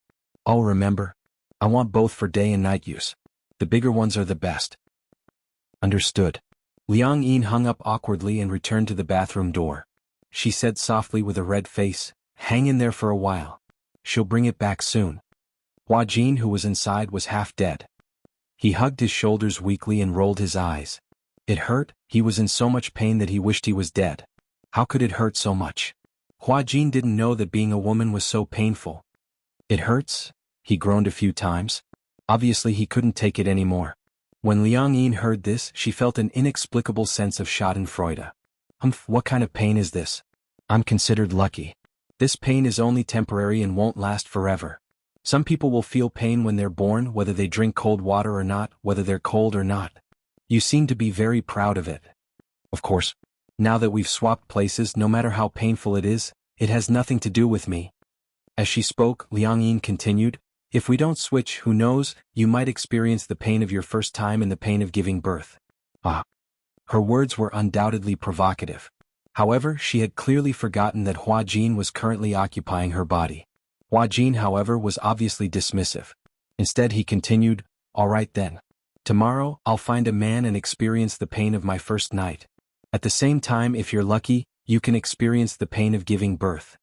When Liang Yin heard this, she became anxious and almost jumped up. "How dare you? Do you think I dare?" Hua Jin didn't seem to be afraid of her threat. "Didn't you want me to experience it? Of course I'll do as you wish." Liang Yin blushed and retorted, "I didn't want you to experience it. That's my body, you're not allowed to mess around. Otherwise, you'll sleep with my fans." Hua Jin paused and laughed mockingly. "It's not that I'm looking down on you, but if you were a man, would you know what to do?" Liang Yin blushed even more at his words. She was so angry that she turned her head and went back to the sofa. She hugged her arms and endured her anger. After a while, the assistant came back with sanitary pads and rang the doorbell. Liang Yin knew that the assistant had come back with the sanitary pads. She walked to the door unhappily and opened it. The assistant handed her the shopping bag from the supermarket. "Here. I just bought it." The assistant took the receipt and passed the bag to her. The receipt had to be kept for reimbursement. Chapter 38-36. Liang Yin nodded and said, "You can't take too many painkillers. The side effects are more severe." However, the assistant said, "That's not true. I brought this painkiller back from Japan. The side effects are very, very small. Basically, there are no side effects." Oh. Liang Yin had never seen this type of painkiller called EVA before. However, this type of painkiller indeed didn't have any side effects. The assistant asked tentatively, "I heard that Qin Zhou hired another assistant for you. But why is it the girl who fell into the water that day? Where is she now?" "I tidied up the room yesterday and was waiting for her to move in. I waited for a long time but didn't see her. I didn't want to disturb you, so I didn't come over to ask." Liang Yin reacted and didn't know how to answer. Indeed, there seemed to be a lot of inconveniences for the two of them to live under the same roof. However, such inconveniences didn't really make sense. Although they were a single man and a single woman, now that the genders were switched, there didn't seem to be much of a difference living together. Liang Yin said, "Let's talk about it later. I'll send the things over to him first." Just as she finished speaking, the assistant called out to her. "Hua Jin?" Liang Yin turned her head and glanced at her. The assistant walked in quietly and asked cautiously, "That girl called Liang Yin, could she be my what? Your lover?" The assistant asked very ambiguously. It wasn't like this had never happened before. For celebrities, the more popular they were, the more they couldn't announce their relationships. However, humans had all kinds of emotions and desires. Sometimes, when a celebrity fell in love, in order to not announce it, they would turn their lover into their assistant and stick together every day. It was not only a dignified and legitimate relationship, but also a cover-up. However, most of the time it was male celebrities who would do this. Usually, if a female celebrity was in a relationship, most of her partners were rich and powerful people. At the very least, they would be contracted lovers in the industry. These so-called contracted lovers were many second- and third-tier celebrities or has-been celebrities who wanted to use their relationships to gain fame. Hence, the assistant suspected this. Liang Yin smiled and said, "How is that possible?" She said awkwardly, "Let's talk about other things later," Liang Yin said, holding the door frame. She was undoubtedly asking him to leave. When the assistant saw this, he couldn't help but feel a little embarrassed. She walked out of the door in disappointment and Liang Yin closed the door. The assistant outside the door looked displeased. That was jealousy, naked jealousy. Back then, she had spent a lot of money to become Hua Jin's assistant. She had used her connections and asked for favors. Finally, she got what she wanted and became her idol's assistant. There were different levels of assistants, such as administrative assistant, production assistant, personal assistant. She started out as an administrative assistant. An administrative assistant was only responsible for booking plane tickets, hotels, and other behind-the-scenes work. Usually, she wouldn't be able to meet celebrities. Finally, she got her chance. She used some underhanded means to get rid of Hua Jin's personal assistants one by one. Finally, she got what she wanted and became his personal assistant. Being able to become Hua Jin's assistant was something she didn't even dare to dream of, but she had always coveted it. Chapter 38-37. After all, she would be able to stay by her idol's side day and night and receive a hefty commission. She was the only one among the tens of millions of fans in Hua Jin's fan club. However, now an assistant had appeared out of nowhere and was even staying in the same room as Hua Jin. She was so jealous. What right did this Liang Yin have to have such special privileges? And she didn't? This new assistant had appeared out of nowhere and became Hua Jin's closest assistant. She was even staying in the same room as him.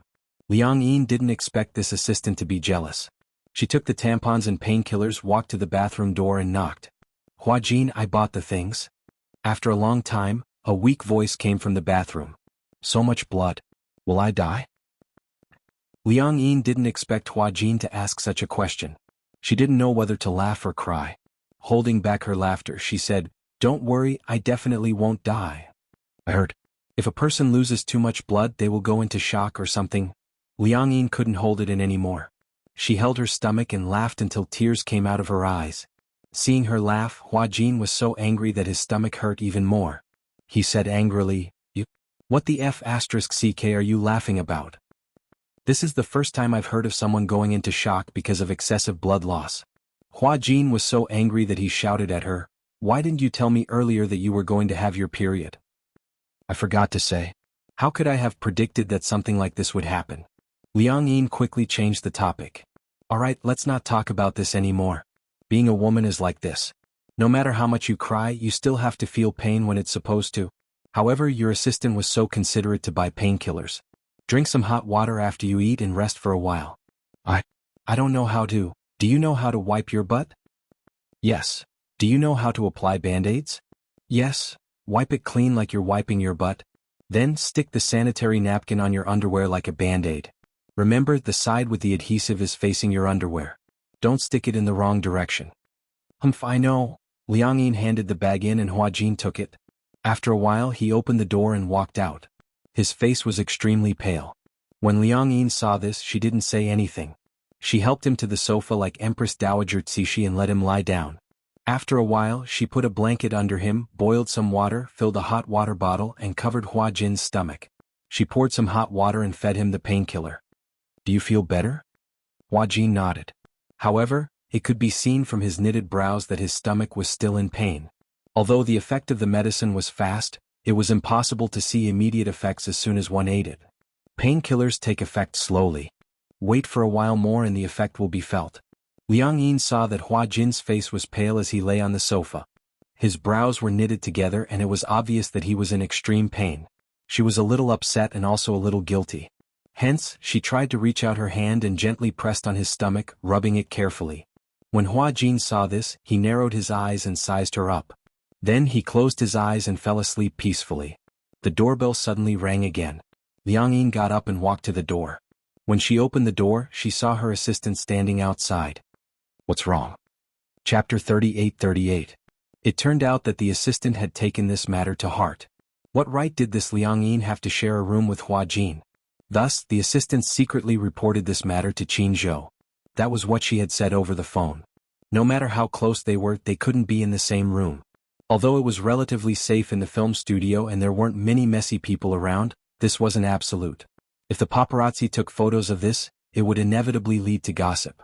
Now that Hua Jin was on the rise and had a huge fan base, if this matter were to spread, it would have a negative impact. Qin Zhou didn't say anything. The assistant's words weren't without reason. Although he understood that the two of them sharing a room might be Hua Jin revising the script for Liang Yin, it wasn't a long-term solution. Thus, he booked the room next to Hua Jin's and gave it to Hua Jin. The assistant told Liang Yin about this matter. Liang Yin said, "Oh, then let's wait until Hua Jin wakes up." "What?"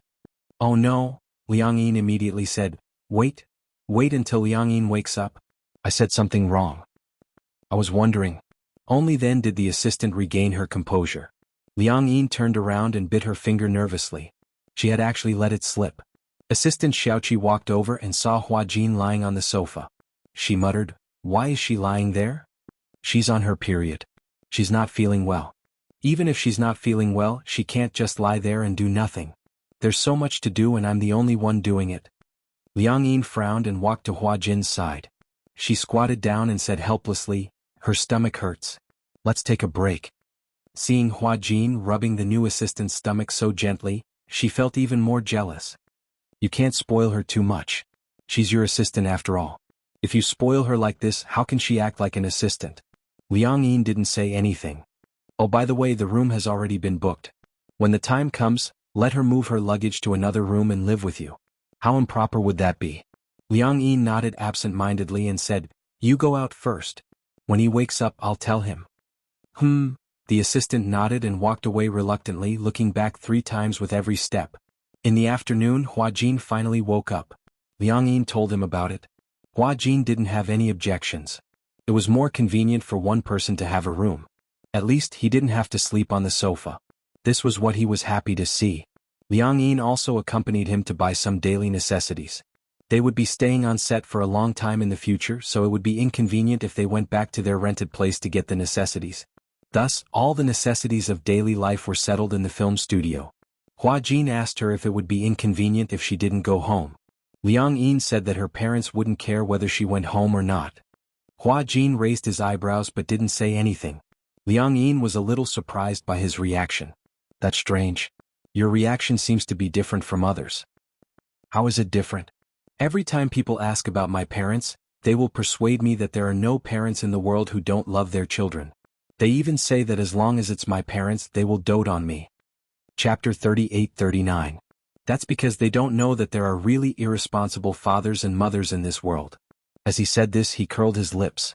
She didn't know if it was mockery or something else. However, the desolation in his eyes quickly disappeared. When Liang Yin heard this, she couldn't help but feel a little strange. From the way he said it, it felt as if he could empathize with her. However, she didn't ask for details. Since it was just next door, Hua Jin moved into the room after he returned from shopping for the items. Xiaoqi entered the room right after Liang Yin left. The door was ajar, so she groped her way in. "Liang Yin." Hua Jin woke up with a start. When he looked up and saw her, he said unhappily, "Why didn't you knock before coming in? Isn't the door unlocked? Even if it's unlocked, you still have to knock before coming in. This is etiquette." Xiaoqi's face immediately turned cold. She said disapprovingly, "You're a newbie but you're quite arrogant." When Hua Jin heard this, he curled his lips and asked in return, "This has nothing to do with arrogance. This has to do with quality." For some reason, Xiaoqi gave him a different feeling all of a sudden. In the past, when Xiaoqi was by his side, she was polite, humble, and polite. Now that he had become Liang Yin, this Xiaoqi seemed to have become a little high and mighty. Hua Jin asked calmly, "Why are you looking for me?" Xiaoqi didn't beat around the bush and went straight to the point. "I want to change rooms with you." "What?" When Hua Jin heard this, he was a little surprised. "Why do you want to change rooms with me?" "I'll change rooms if I want to." Why are you asking so many questions? Hua Jin was increasingly unhappy with her attitude. This is my room. Don't I even have the right to ask questions? Okay, then I'll ask you. Xiaoqi asked, what's your relationship with Hua Jin? When Hua Jin heard this, he said expressionlessly, he's my employer and I'm his assistant. That's our relationship. Humph, I think your relationship with him isn't as simple as it seems. I don't know how Master Qin Zhou allocated your room. He actually allocated your room right beside his. I don't know how you did it. Don't tell me you're thinking that you're close to him first. The more Hua Jin heard, the more he was confused. Although he didn't understand what Xiaoqi meant, it was definitely not friendly. I don't know what you're trying to say. You do. Xiaoqi suddenly became aggressive. You like Hua Jin, don't you? Hua's Xiaoqi's. This question was too difficult to answer. Xiaoqi's Xiaoqi. He suddenly came to a realization. This Xiaoqi, could she be? Oh. What did you say? Maybe you're jealous because Hua Jin treats me so well. Is that why you want to ostracize me? It had to be said that Hua Jin was very observant. Xiaoqi snorted coldly. Who am I to be jealous of you? Who do you think you are? I'm Hua Jin's personal assistant. Moreover, I've been taking care of him for 3 years. Who do you think you are? Chapter 3840. Limited tolerance? Xiaoqi burst out laughing as if she had heard the funniest joke in the world. If you don't even have this bit of tolerance, how can you be a celebrity's assistant? If an assistant can't even take this little bit of humiliation, you'd better get out of here. Hua Jin was furious when he heard this, but he didn't show it on his face. Also, Xiaoqi paused and asked, you're saying that I'm ostracizing you? Why don't you take a look at your own status? Is there a need for me to ostracize you? Don't tell me you're jealous that I can be with Liang. Realizing that he had almost let the cat out of the bag, he pursed his lips and quickly corrected himself. Don't tell me you're jealous that I can be in the same room as Hua Jin? So what if you're in the same room? Xiaoqi snorted and said coldly, I've even slept on the same bed as Hua Jin. Hua Jin frowned when he heard this. He couldn't help but feel disgusted.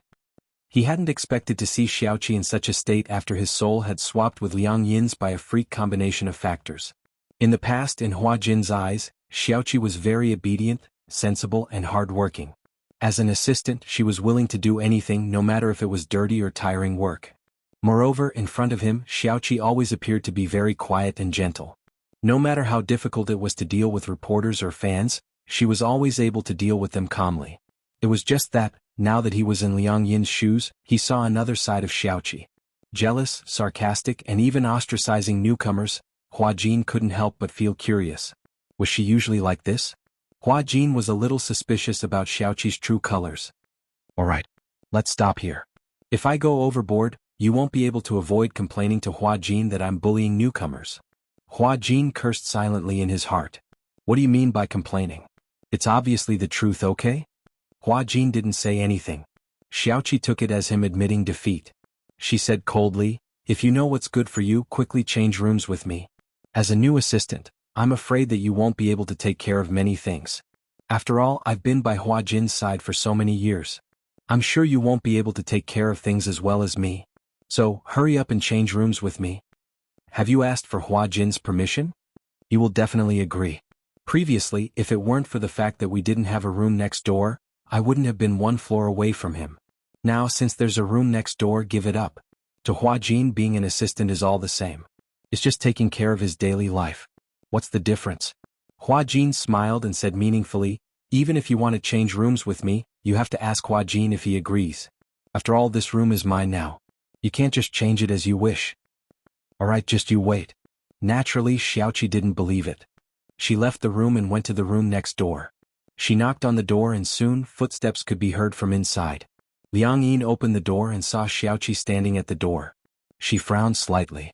Although she didn't show it on her face, deep down she was annoyed.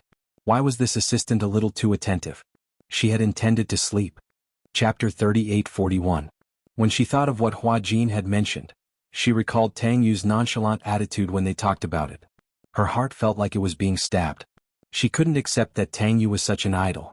The more she thought about it, the worse she felt. She didn't sleep well either. In a short period of time she had a lot of nightmares. After that, she was so busy because of Hua Jin's menstrual period. Now she was exhausted. Xiaoqi smiled sweetly and said coquettishly, Master Jin, can I come in? She had always addressed Hua Jin as Master Jin. When Liang Yin heard this, she didn't let her in immediately. Instead, she asked through the door, What's the matter? I'm going to sleep. It's like this, Xiaoqi said bashfully. Isn't the room next to yours empty? I was thinking, why don't I change rooms with the new assistant called Liang Yin? She's a new assistant, so she definitely can't take care of you. I'll stay next to you and take care of everything. What do you think? Xiaoqi was full of anticipation for Hua Jin's approval. However, when Liang Yin heard this, her brows furrowed again. She wasn't willing to accept Xiaoqi's suggestion, because Hua Jin had to stay next to her. If anything happened, she could find him quickly by just one room. It was more convenient. Now that they were in the same boat, it wouldn't be too much to say that they were in the same boat. She immediately said, Forget it. It's better to let Liang Yin stay next to me. Xiaoqi was stunned, so much so that the smile on her face froze. Why? Am I not taking good care of you? No. Liang Yin didn't know how to explain it. She pondered for a moment and asked tentatively, Why do you have to stay next to me? Am I not taking good care of you? Liang Yin exclaimed. She didn't know how to explain it, so she simply said bluntly, I still prefer Liang Yin to live next door. Without waiting for Xiaoqi to reply, she pretended to yawn and said to Xiaoqi, I'm so sleepy. Let's talk tomorrow. After saying that, Liang Yin laughed and closed the door without waiting for Xiaoqi to say anything. With her back against the door, Liang Yin muttered with a dark expression, Why is this assistant even harder to deal with than the fans? Earlier, when she went to the supermarket to buy some daily necessities for Hua Jin, she was chased by a few fans. However, after signing and taking photos with her, they stopped pestering her. Could it be that Xiaoqi was also a die-hard fan of Hua Jin, and that was why she lurked beside Hua Jin as his assistant? Just thinking about it made him shudder. Outside the door, Xiaoqi stared blankly for a long time before she finally reacted. Hua Jin had blocked her outside the door. But she couldn't figure it out. This Liang Yin had just arrived, so why did Hua Jin like her so much? Which part of her couldn't compare to Liang Yin? The more she thought about it, the angrier she got. She even suspected that Hua Jin and Liang Yin had an unusual relationship. Hence, she barged into the room next door and ran to Hua Jin. She demanded fiercely, Liang Yin, what are you doing here? Answer me, what did you do? Her hysterical look was like an ancient imperial concubine fighting for favor in the imperial harem. Chapter 38-42. Wash up and go to bed. Xiaoqi narrowed her eyes and said suspiciously, Did something happen between the two of you? Are you trying to make use of him, or are you trying to threaten him with some unspeakable means? She had heard of something in the past. It was also about a popular idol. There was once a male celebrity who got drunk. That night, something happened between him and his assistant who was taking care of him. After that, the assistant used this as leverage to blackmail the male celebrity into giving her $5 million or she would sue him for forcing himself on her. The male celebrity had no other choice but to gather 3 million yuan. This matter could be considered settled peacefully. Hence, Xiaoqi was a little suspicious about what methods Liang Yin had used to coerce Hua Jin. Are you crazy? Hua Jin couldn't take it anymore. He stood up and chased her away. Get out of here. There was an important scene tomorrow. It was Liang Yin's first time acting and he didn't know what would happen on set. He planned to go to bed early and rehearse with Liang Yin the next morning. He really didn't have the energy to bother with a lousy assistant. Xiaoqi was also furious. She didn't even choose her words carefully. B***tch. What did you say? I said you're a B***tch. Hua Jin was completely enraged. He pinched her face and threw her out of the door. If you dare to provoke me again in the future, believe it or not, you can forget about being an assistant in the future. With that, Hua Jin slammed the door shut with a bam. Xiaoqi was given the cold shoulder again. She was angry, aggrieved, and furious. She glared at the door and recalled Hua Jin's threat just now. If you dare to provoke me again in the future, believe it or not, you can forget about being an assistant in the future. Fine. Liang Yin, you're really something, Liang Yin. She was so angry that her voice trembled and she spoke incoherently. She pointed at the door and said fiercely, Just you wait. In the morning, Hua Jin was woken up by the alarm. The alarm was set early in the morning. For the first time, he didn't stay in bed. Instead, he got out of bed, put on his clothes, and ran to Liang Yin's room. There were 2 cards in the room. Liang Yin had one for herself and the other for him. Therefore, they didn't need to press the doorbell. They just swiped the card and opened the door. In the room, Liang Yin was still in bed, sleeping soundly. Hua Jin walked to the bedside, seeing that she was still asleep. He reached out and patted her face. Wake up. Liang Yin was still dreaming. She could vaguely feel a hand constantly disturbing her. She closed her eyes and slapped Hua Jin's hand away. Don't be noisy. It's getting late. Hurry up and read the script. Liang Yin was so annoyed by his torment that she suddenly sat up on the bed. Her short hair was messy and she was full of resentment. What are you doing? Get up and read the script. As Hua Jin spoke, he threw his sleeping robe on the bed. The heater and air conditioner were on in the room. Liang Yin yawned and looked resentful. Didn't we already read the script? Why do we have to read the script again? However, Hua Jin said righteously, let's do it again. We have to act today in case you make any mistakes. Liang Yin was even more disheartened.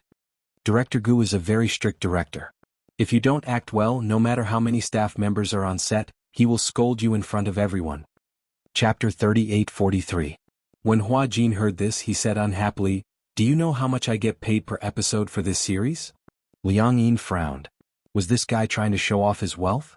How much is it per episode? She played along and asked for an episode. Hua Jin said, 600,000 yuan. 6. Liang Yin choked on her saliva. She spread out her hands and did some mental calculations. 600,000 yuan per episode. With a total of 80 episodes, he would earn a net profit of 48 million yuan. That was a lot. That's a lot of money? Hua Jin snorted coldly. You know that it's a lot of money? Since 600,000 yuan per episode is my job, I have to complete it seriously. Even if something like this happens, I can't be a burden to the production team. When Liang Yin heard this, her impression of him changed. I didn't expect you to be so dedicated. Hua Jin smiled and said proudly, of course. But if it were me, I'd be willing to be so dedicated too if I get 600,000 yuan per episode. But if I act for you, I won't get a single cent of this 600,000 yuan. Hua Jin's lips twitched. Why didn't he think of this? That's right. Liang Yin crossed her arms angrily. Then wouldn't I be working for free for you? I'll give you half. Half. 500,000 yuan per episode after tax. I'll give you 250,000 yuan. How about that? Hua Jin said and continued, as long as you act well, there will be dividends for this series. We'll split it 50-50. Liang Yin was scared out of her wits. She quickly did some calculations. According to Hua Jin's promise of 250,000 yuan per episode, if she were to film a drama, she would be able to earn at least 20 million yuan. 20 million yuan? Liang Yin sucked in another deep breath of cold air. Suddenly, she seemed to realize that something was wrong. Wait, what's the matter? Let me ask you a question. Do you think we can still get the money back? It would have been better if she hadn't asked. As soon as this question was asked, Hua Jin's expression changed. He said without thinking, you can definitely change back. Oh. Liang Yin was a little disappointed. Every day when I wake up, I hope that everything is just an absurd dream. But every time I wake up, nothing has changed. As she spoke, she held her face worriedly and looked like she was about to cry. Don't tell me that we can't change it back in this lifetime? You're not allowed to say such depressing words. Even if I can't get it back for the rest of my life, I'll be the one losing out. Hua Jin snorted coldly. You've become me, a superstar with a net worth of tens of millions. As for me, I've become you, a poor dog. That's right. Liang Yin's eyes lit up when she heard that. Why didn't I realize that? That's right. She was now Hua Jin, with a net worth of tens of millions. Then, Hua Jin saw that her eyes were shining brightly and asked suspiciously, what are you planning? Liang Yin cleared her throat and said, I just thought of it. Now that I'm a superstar and I have money, does that mean that I can eat the high-end Western food that I didn't even dare to dream of in the past? Hua Jin was so angry that he wanted to vomit blood. He leaned against the wall and felt like he was going to vomit blood. To think that he had thought that she was going to give a constructive speech. Now that she was a superstar with a net worth of tens of millions, all she could think about was high-end Western food. Chapter 38:44. Get up. As Hua Jin spoke, he placed his hands under her armpits and tried to drag her off the bed like he was carrying a doll. However, Hua Jin was wrong about one thing. The Liang Yin in front of him had already become a 1.8-meter tall man, while he himself was only about 1.6 meters tall. When he exerted his strength, Liang Yin was much heavier than he expected. So much so that he was caught off guard and fell on top of Liang Yin. Liang Yin had originally wanted to get up, but after being pinned down by Hua Jin, she ended up being pinned down instead. The two of them stared at each other on the bed like a human pyramid. Liang Yin's face turned redder and redder. You? Hua Jin pretended to be calm. What about me? Are you taking advantage of me on purpose? Take advantage of you? Have you ever seen someone take advantage of themselves? Although this is your body, it belongs to me now. Please don't touch it carelessly. When did I touch it carelessly? Also, how did this body become yours? How is it not mine? Then does that mean this body of mine is also mine? Do I have the right to touch it as I wish? You. No way. Don't you dare. Let's see if I dare. After the two of them fooled around for about half an hour, Liang Yin finally finished washing her face and brushing her teeth. She then sat on the edge of the bed. Hua Jin and Liang Yin began to go through the script. It had to be said that although Liang Yin's script skills were not very professional or deep, she was much better than the average new actor who had not received any professional training. This was probably the legendary talent, right? Hua Jin was sure. If she had a noble person to guide her properly, she would definitely be quite accomplished in acting. Hua Jin. It's your turn to say your lines. Hua Jin was clearly distracted. When he came back to his senses, he forgot what to say and hurriedly looked at the script in his hand. When Liang Yin saw this, she couldn't help but laugh. No way, right? Don't you remember your lines? Hua Jin naturally wouldn't admit that he had been distracted. He cleared his throat and said, I just glanced at it. While Hua Jin was sneaking glances at the lines, Liang Yin was sizing him up from time to time. When he was serious, it gave people a good feeling. Liang Yin suddenly felt that her previous impression of Hua Jin was too biased. Actually, this guy wasn't bad at all. Other than the fact that he was sometimes a little arrogant, a little sharp-tongued and always teasing people, he was actually a pretty good man. Liang Yin suddenly reacted and realized what she was thinking. This time, it was her turn to be in a daze. Hua Jin glanced at her and asked, Are you in a daze? Liang Yin immediately lowered her head guiltily and stole a glance at the lines. The two of them went through their lines seriously twice. Unknowingly, the sky was already bright. Seeing that it was getting late, Hua Jin said, Let's go. Where are we going? To the set. So early? Liang Yin glanced at the time and saw that it was only 7 in the morning. She was a little surprised. It's still so early. Makeup takes 2 hours. What do you think? Hua Jin didn't allow her to explain. He grabbed her collar and walked to the cloakroom. Hurry up and change. Just change into something else. Liang Yin sighed. Is it so hard to be an actress? Do you have to wake up so early every day? Chapter 38:45. After Liang Yin changed her clothes, Hua Jin led her to the set. Just as she walked out of the room, she bumped into Xiaoqi. Xiaoqi had originally planned to wake Hua Jin up, but she didn't expect that he had already changed his clothes. What she didn't know was that Hua Jin, who usually couldn't be woken up and liked to laze in bed, had actually woken up early for the first time and urged Liang Yin to finish memorizing her lines. Master Jin, you're not lazing in bed today? As she said this, Xiaoqi even secretly rolled her eyes at Hua Jin. She obviously didn't know that the Liang Yin now was Hua Jin. If she knew, she would regret it so much that her intestines would turn green. Liang Yin didn't react at first, but it was Hua Jin who spoke first. Today I'll accompany Master Jin to the set. You can stay in the hotel and play. When Xiaoqi heard this, she felt indignant. Usually when Hua Jin was on set, she was the one who took care of him. Whenever Hua Jin was filming, which day didn't she wake up early and keep busy? Xiaoqi said exasperatedly, How do you know how to take care of people? I'll take care of Master Jin. Hua Jin was speechless. This Xiaoqi, he didn't realize it before, but now it seemed that she was really quite annoying. Seeing this, Liang Yin also said, Xiaoqi, let Liang Yin follow me to the set today.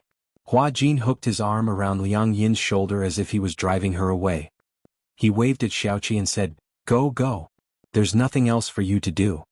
As he said this, he walked towards the set with Liang Yin in his arms. Xiaoqi was stunned on the spot. She didn't expect that the two of them would leave just like that. She suddenly felt a sense of uneasiness that was imminent danger. It was as if her position was being threatened. This sense of uneasiness, Liang Yin. Xiaoqi gritted her teeth hatefully as she glared at the two people who were walking further and further away. She was burning with anger. In the dressing room, Hua Jin was leisurely lying on the sofa, holding his phone and playing with it. The stylist and makeup artist looked at each other. They had never seen such an assistant before. The artist was putting on makeup, and the assistant was lying on the sofa playing games. He seemed to be very relaxed. Most importantly, he seemed to be in the right. Master Jin, Hua Jin's personal makeup artist whispered into Liang Yin's ear, "Your new assistant doesn't seem to know what she's doing." Liang Yin didn't understand what they meant. In her eyes, Hua Jin wasn't an assistant to begin with. Lying on the sofa and playing games leisurely didn't seem to be a big deal. Most importantly, in the eyes of others, such an assistant was simply unbearable. Sigh. That new assistant. The makeup artist said, "Why are you lying on the sofa alone? Everyone is busy, why are you the only one lying down?" Without waiting for Liang Yin to smooth things over, Hua Jin lifted his head and glanced at them coolly. However, he smirked coldly. "What's the matter? Is there a problem with me playing games? Everyone is busy, why are you the only one who is leisurely and calm?" Hua Jin looked around and saw that in the dressing room, all the stylists and hairstylists were looking at him strangely. He locked the screen of his phone and stood up expressionlessly. However, he smiled disdainfully. "Everyone is busy because everyone is working. Isn't that normal? If you're paid, you should work hard, right?" Chapter 38:46. Did he have to stand there stupidly in order to be considered serious about work? No, that wasn't serious. That was self-abuse. Why did he have to stand there stupidly instead of lying down on the comfortable sofa? Hua Jin naturally wouldn't treat himself badly. However, the bystanders had obviously misinterpreted his words. "It's good that you know." The makeup artist snorted. "Go to that cabinet and get the hair clip for me." Hua Jin sneered but pretended not to hear her. "Don't you understand what I'm saying?" The makeup artist especially couldn't stand his arrogant look and was deliberately making things difficult for him. "I asked you to get the hair clip. You are the makeup artist and this is your job. My job is to listen to my artist's orders and serve tea and do some chores. Why should I do your work for you?" Everyone was stunned. Hua Jin added, "Do your own work." Everyone was even more stunned. Liang Yin, on the other hand, kept her head down, unwilling to participate in such a war. "Is the makeup done?" The set keeper came to rush them. The makeup artist and stylist didn't care about targeting them and hurriedly did the makeup. Hua Jin walked over and saw that Liang Yin's face seemed to be lacking something. Hence, he picked up the lipstick and dipped it in a lip liner and added a thin line at the end of her eyes. With just one stroke, this coquettish aura was completely natural. Her eyes were like silk and she was very charming. Liang Yin glanced at the mirror. Hua Jin's stroke was undoubtedly the icing on the cake and made a big difference. "Do you know how to do makeup?" "Yes, I learned a little." Hua Jin put down the lipstick and urged, "The set keeper is here to rush us. We have to go to the set now." "Okay." Liang Yin stood up. She had special makeup on. She had snow-white fox ears and a silver wig. Even her contact lenses were purple. At first glance, she looked very coquettish. However, the wig is so heavy. Liang Yin held the wig and Hua Jin immediately told her not to touch it. "Don't touch it. If you loosen it, it will fall easily." Liang Yin complained incessantly, "Being a celebrity is so tough." "It's good that you know." Liang Yin pouted. No wonder it was said that different professions were worlds apart. Separated by an industry, it was indeed difficult to understand the hardships of this industry. For example, as an actress, not only did she have to wake up early, she also had to wear thick makeup. On such a cold day, the plot required her to wear thick clothes. Fortunately, Hua Jin remembered to bring her a thick cotton coat and draped it over her body. Wrapped in thick cotton coats, Liang Yin and Hua Jin rushed to the set. They saw that the set was in full swing and was nearing the end. The director raised his megaphone to instruct the staff to get busy. When he turned around and saw that Hua Jin had arrived, he turned around and asked when the female lead was ready. "Where's Chinga?" On the set, in order to immerse themselves in the role, the staff did not call out the artistes' stage names. Instead, they called out the names in the script. This way the immersion would be stronger. When it was time to go on stage, Liang Yin began to feel nervous. She looked at the complicated camera positions and all kinds of messy settings. Because it was a fantasy drama, many of the scenes were green screens used for special effects in post-production. Many of the props that looked high and mighty in TV dramas were no different from ordinary cosplay stage plays in real life. For a moment, Liang Yin jumped. Chapter 38:47. So those awesome backgrounds were all special effects, and there was only an empty green screen on the set? Felt so fake. For a moment, Liang Yin was only focused on looking at the setup on set and completely forgot about her lines. However, when the director raised the loudspeaker and shouted for them to get ready, Liang Yin became even more nervous. She didn't realize it herself, but Hua Jin could clearly feel that her body was trembling violently. What's wrong? Hua Jin sized her up and frowned. You can't be nervous, right? Liang Yin gulped and admitted frankly, yeah, a little. I see that you're trembling violently. Hua Jin patted her shoulder and rubbed her stiff arms. When you go on stage, stand according to the positions I told you. Do you see the two cameras over there? Yeah, I see them. That's camera A and that's camera B. Oh, I understand. Liang Yin's voice was still trembling violently. Hua Jin had already expected her to be so nervous, so he guided her and said, let me teach you a way. What way? Whether it's the director, the crew, the cameraman, or the waiting actors below the stage, you can just treat them as short winter melons. It's hard to imagine. Actually, there's no difference between going through the script with you on set and in the room. You just have to immerse yourself in it. Hua Jin gave her a rare compliment. Actually, your acting is very good. As long as you immerse yourself in it, there won't be any problems. It's different. What's different? Hey, when we were in the hotel, there were only the two of us in the room, right? Hua Jin nodded. But there are so many people here. At a glance, the director, staff, as well as the various actors and actresses, totaled up to a few dozen people. There were so many people watching her act. How could she not be nervous? Hua Jin broke out in cold sweat. That's why I asked you to imagine them as short winter melons. I really can't imagine it. It's over. It's over. Liang Yin was a little restless. We're about to go on stage. What if I mess up? I think that director is really fierce. He doesn't even smile. It's like he's going to eat someone up. Don't be nervous. The more you think about it, the more you can't get into the zone. Now follow my thoughts. Hua Jin coaxed her gently. Relax, take a deep breath. Take in a breath of cold air. Ha, again. Phew. All right, relax slowly and expel all the air in your abdomen. Phew. Vomit slowly. Hua Jin asked expectantly. Did you relax a little? Liang Yin looked like she was about to cry. What should I do? I'm even more nervous now. Before Hua Jin could enlighten her further, the field clerk rushed over. Master Jin, the director is urging you. Liang Yin looked at Hua Jin for help. What should we do? What should we do? Chapter 38-48. Liang Yin still looked a little hesitant. Seeing this, Hua Jin couldn't stand it any longer. Thus he gave her a strong dose of alcohol. If you perform well, I'll treat you to the most expensive Western food. In an instant, Liang Yin's expression changed. Really? She instantly looked at Hua Jin as if she was worshipping a great hero. She was moved to tears. Can I really eat the most luxurious Western food? Hua Jin nodded seriously. I'm a man of my word. You don't have to doubt me. Liang Yin was greatly inspired. She stood up emotionally and walked in front of the green screen. From time to time, she would turn around and point at him with an expression. You promised. Hua Jin was a little helpless. He nodded impatiently and said, I'm a dog if I lied to you. Everything was ready. Following the director's command, the shoot began. Scene 3, first line. Hua Jin sneaked behind the director and looked into the camera. As the scene gradually unfolded, Mu Qingge was the first to say her lines. However, when the camera focused on Liang Yin, the director immediately called for a stop. Hua Jin, where are you looking? The director had a fiery temper and was always very efficient when it came to chasing books. When he saw that Liang Yin was looking away from the camera, he exploded in anger. He had already said that he was not in the right state of mind when filming had started. Hua Jin was a veteran artist who had debuted for many years. How could he make such a low-level mistake? Liang Yin was startled by the director's voice. She was still not used to it and was looking for the camera.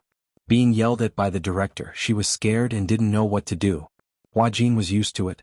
He knew that the director didn't have any bad intentions. However, for Liang Yin, it would only make her nervous. Sure enough, Liang Yin, who had gathered her courage to walk up, felt wronged and confused because of the director's yell. As a result, Liang Yin could no longer get into the zone. She had never acted before and had never seen an acting scene before. She had no way to adapt to it.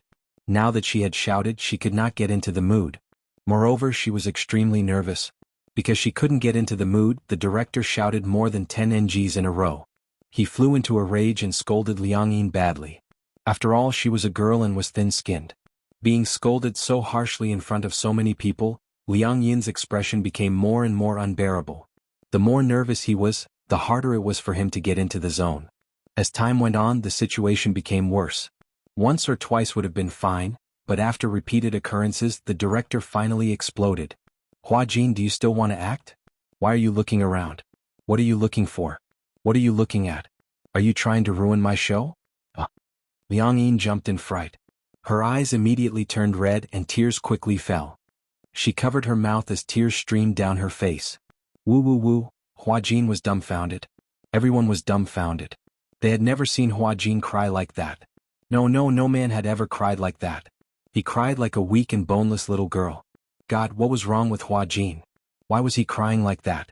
The director was dumbfounded and yelled at her, "Why are you crying?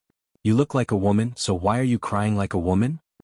Everyone looked embarrassed and looked at each other. The main character behind them heard this and was furious. Chapter 38:49. Bear with it. He had to bear with it. Although he didn't want to admit it, Liang Yin was crying very delicately. Hua Jin felt aggrieved.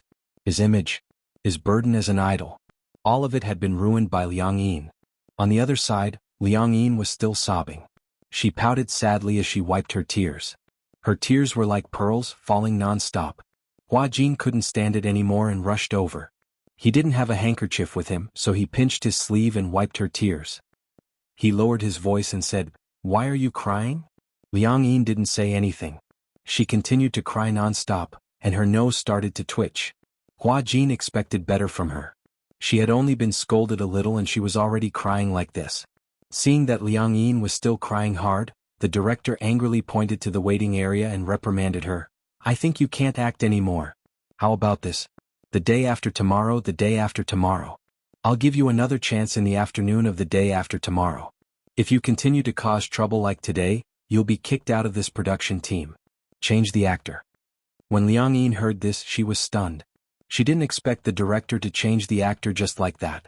Hua Jin, the nation's leading actor in costume. How could he change the actor just like that? Looking around, many people looked like they were here to watch the show. They were frowning as if they couldn't bear to see this happen, but in fact, they were waiting to see her make a fool out of herself. Hua Jin stood up and immediately said to the director, "Hua Jin isn't in a good state. I'll take him back to his room to rest." When the director saw Hua Jin, he was surprised. He frowned and asked unhappily, "Who are you?" "I'm Hua Jin's assistant." "Humph, you're not good at acting, but you have a lot of assistants." Hua Jin's expression changed at his sarcastic remark, but he did not say a word. When Liang Yin heard this, she felt indignant for Hua Jin. She felt that she had implicated Hua Jin, so she said unhappily, "Why do you have to say that?" "Shoo."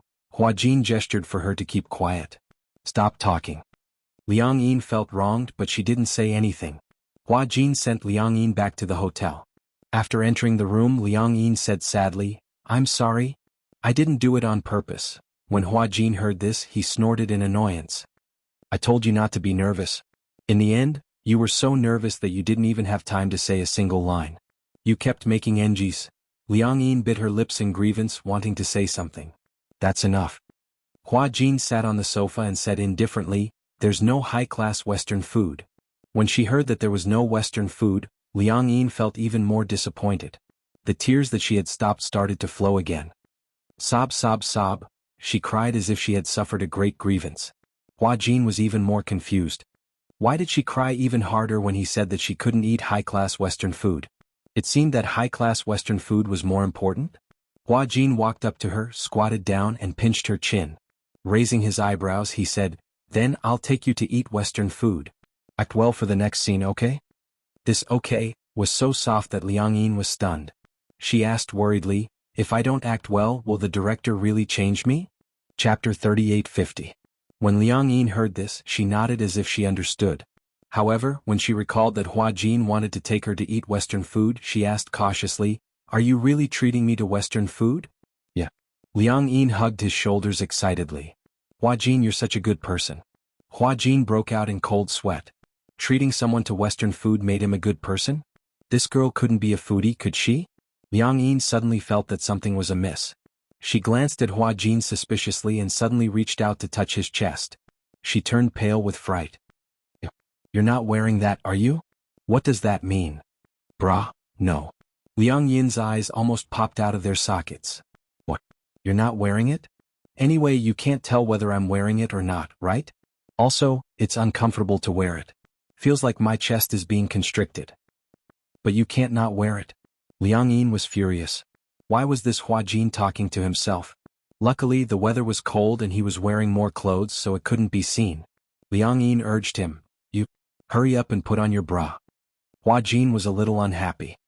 "Do I have to wear it?" "Of course. If you don't wear it, I'll run naked in front of you and help you make the headlines." Hua Jin was stunned. This girl was so ruthless. Hua Jin surrendered. "Okay, I got it. I'll put it on now." With that, Hua Jin went back to his room. Half an hour later he came back. Liang Yin deliberately touched his chest and checked to make sure that he was wearing it before she withdrew her hand. Hua Jin pushed her hand away in disdain and blushed inexplicably. "Don't touch me. This is my body." "What do you mean by touching me?" Hua Jin said awkwardly, "It feels weird to have my chest touched." As he spoke, he touched it again. "Hey, you're not allowed to touch me." Liang Yin grabbed his hand and asked suspiciously, "Tell me the truth. Have you ever touched it secretly?" If it's so small, who cares?" Liang Yin was not convinced. "You make it sound like you're very cool." When Hua Jin heard this, he was shocked. "What do you mean?" "I saw it when I was bathing. It was very small." Wan, what right did he have to laugh at her for being like an airport? Hua Jin chuckled when he heard that. "Little fool, why don't you get up tomorrow morning and take a look? That's what it really looks like." Hua Jin obviously didn't guard against Liang Yin, and he didn't think that this woman would take some photos that she shouldn't take to threaten him. Liang Yin didn't understand at first, but for some reason she took Hua Jin's words to heart. The next morning she somehow woke up. When she woke up, she felt that a certain part of her body had changed. It was swollen and uncomfortable. It was as if it was accumulating unlimited energy. Puzzled, she lifted the blanket and glanced around curiously. She saw a swollen tent in a certain area which was bulging. Liang Yin's mouth opened into a capital O shape. What was this? There were two forms? This time it was Liang Yin's turn to be dumbfounded. It was too scary. Was a man's body so magical? Humans were really mysterious. Chapter 38:51. Hua Jin did not expect that she would actually listen to him and check her body. The moment she saw Hua Jin, she blushed furiously. Hua Jin was a little surprised to see her face so red. "What's wrong? Why is your face so red?" He reached out and touched her face. He could not help but laugh. "Why is your face so red?" He muttered, "Could it be that you're having a fever?" Liang Yin slapped his hand away. "Why are you up so early today? Have you forgotten? I promised you that I would take you to eat Western food." Only then did Liang Yin remember, and she was a little stunned. She did not expect that he would really take this promise to heart. Maria's, the most famous restaurant in the capital. Although it was not the most expensive or the most luxurious, Hua Jin felt that the food there was the best. However, he needed to make a reservation in advance. Fortunately, Hua Jin had asked Qin Zhou to make a reservation. It was a private room for 2 people. Before they left, Hua Jin was still fully armed. He wore sunglasses and a big jacket. In the end, after he took them out, he realized that he had gotten the wrong person. After he urged Liang Yin to fully arm herself, the 2 of them went to the restaurant. However, even after fully armed, Hua Jin was still very careful, as if he was afraid of being discovered by the paparazzi. "You're already wrapped up like this. What are you still afraid of? You don't understand. Those paparazzi are everywhere." He remembered once when he was taking a taxi after an event. On the way back he hailed a taxi. In the end, when he was about to get out of the car, he noticed something strange on the door frame. There was actually a pinhole detector installed on the armrest. He then realized that the driver was a paparazzi in disguise. Many celebrities in the film studio had fallen for it. When some celebrities went to nightclubs or private clubs, the paparazzi disguised as taxi drivers and wrote articles out of context. Perhaps there was nothing wrong with the words themselves. However, in the industry the paparazzi were the scariest. They were the demons of the underworld. Who knew what they could do with words taken out of context and twist the truth? Reality proved that the trust of fans was very fragile. Water can carry a boat, but it can also capsize it. Therefore, Hua Jin had been very careful. After arriving at the Western restaurant and entering the private room, Hua Jin gave Liang Yin a thorough check. After making sure there were no problems, he allowed Liang Yin to take off her heavy coat. In the private room, the table and chairs faced the window. The windows were privacy glass. The people sitting inside could see outside, but the people outside could not see inside. The plates and cutlery had been set up in advance, and the adaptation student in charge of service entered the private room. In a high-class restaurant, even the newcomers were elegant and handsome. In front of the waiter, Liang Yin was a little embarrassed. It was her first time eating Western food, and she didn't even know which hand to use the knife and fork. It was inevitable that she was worried about embarrassing herself. Hua Jin could tell at a glance, so he took out his wallet and gave the waiter $100, saying, "We don't need your service here, thank you." The waiter took it with a smile and slowly retreated. Liang Yin was touched by his thoughtfulness. She smiled. This smile was incomparably warm. "Do you know this is my first time eating Western food with a guy?" It was just like a date. However, she didn't say the second half of her sentence. When Hua Jin heard it, he was inexplicably surprised. He noticed Liang Yin's choice of words. Chapter 38:52.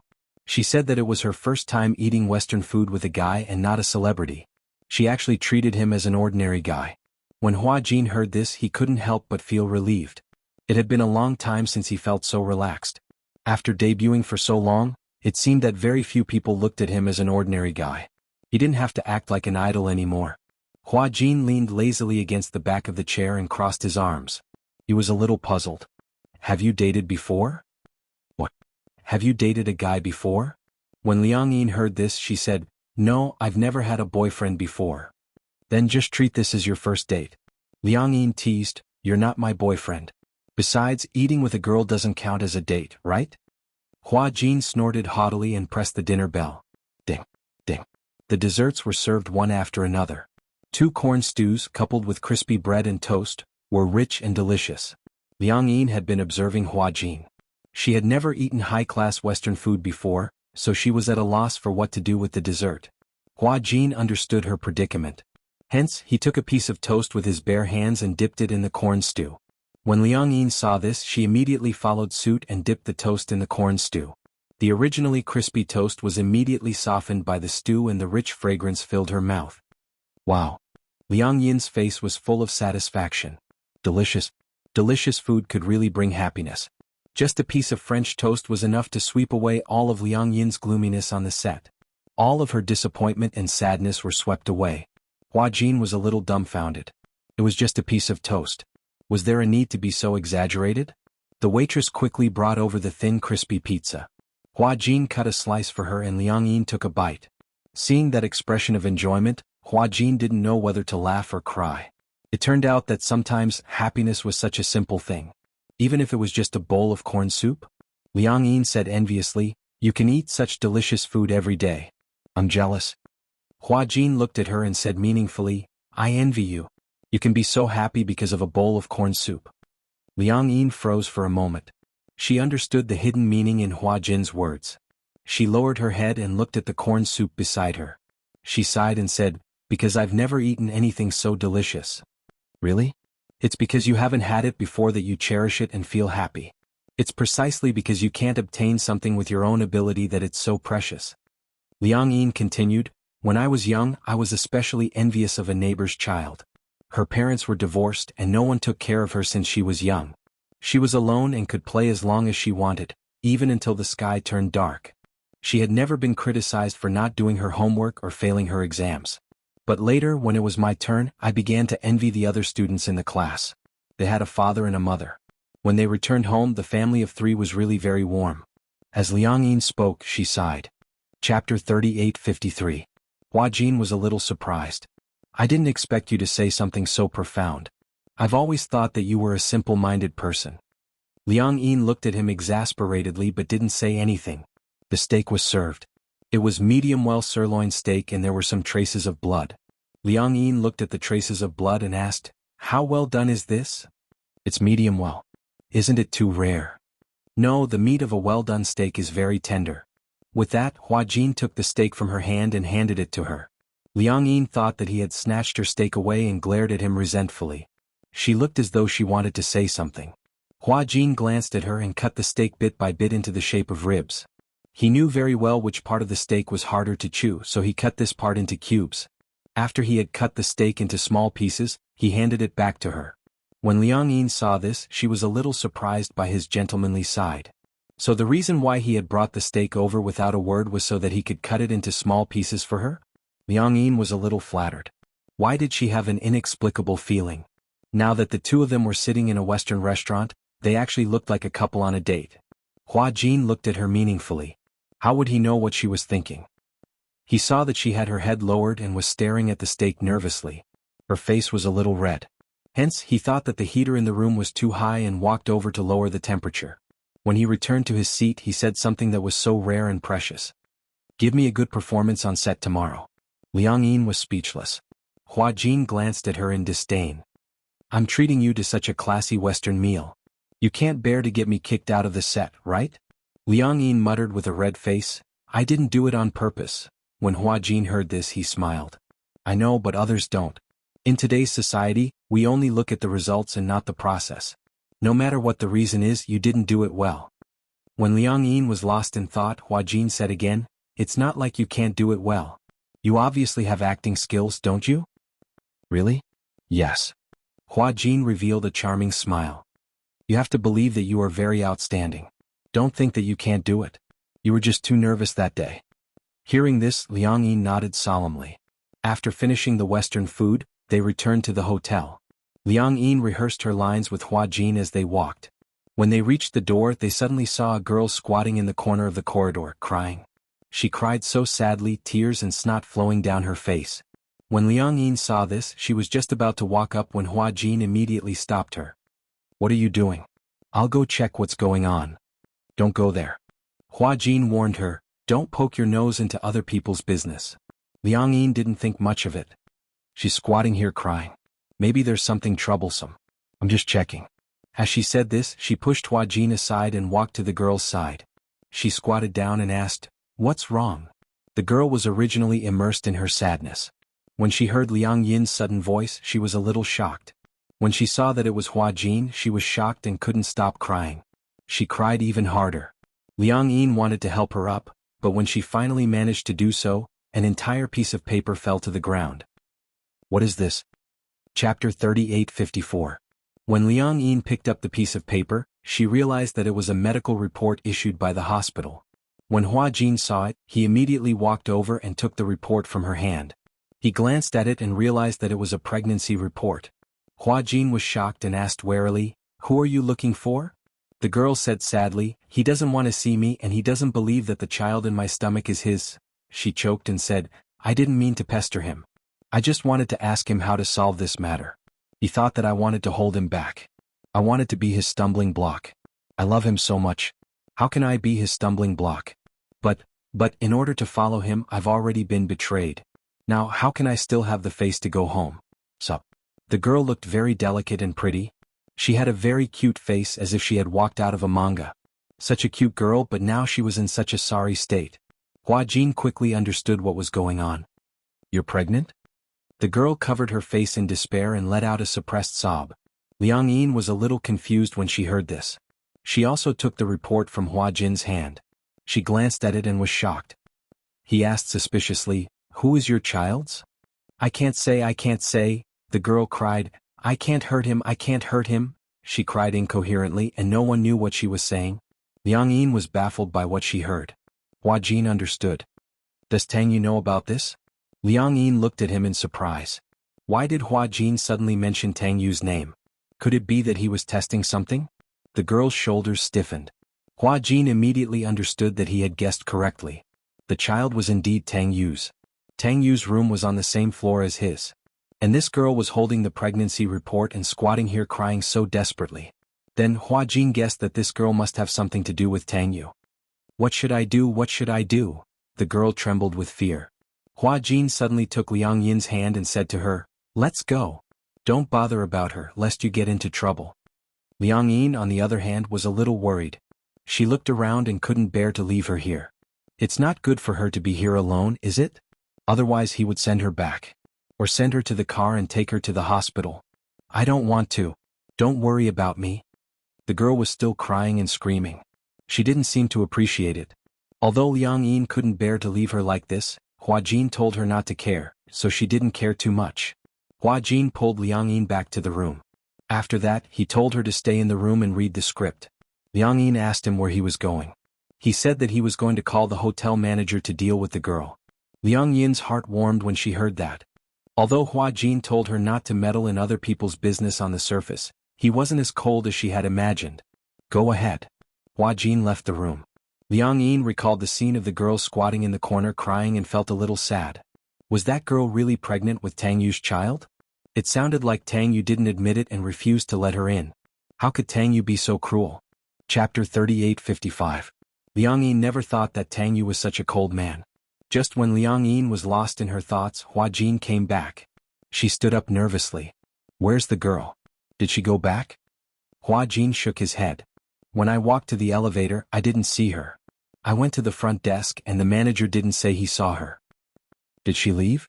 How is that possible? Hua Jin said, the manager stood at the hotel entrance and said he didn't see the girl. I went to the back door and the security guard there also said he didn't see her. That's strange. Liang Yin doubted. She couldn't have gone into Tang Yu's room, right? Hua Jin nodded. It's possible. Tang Yu isn't stupid. He knows that if this matter gets out of hand, it'll be bad for him. He can't just let it go. If it gets out of hand, he's now on the rise. It wasn't easy to get this opportunity. He definitely won't make any negative comments at this juncture. If something goes wrong, the investors behind him will want to kill him. Investors? Don't you know? Nowadays, all the popular artists have investors behind them. Liang Yin shook her head blankly. This is not something you should care about. Memorize your lines and try to pass it in one take tomorrow. Liang Yin muttered, I already know my lines. I don't think you're proficient enough. Liang Yin didn't say much, so she obediently picked up the script and memorized it seriously.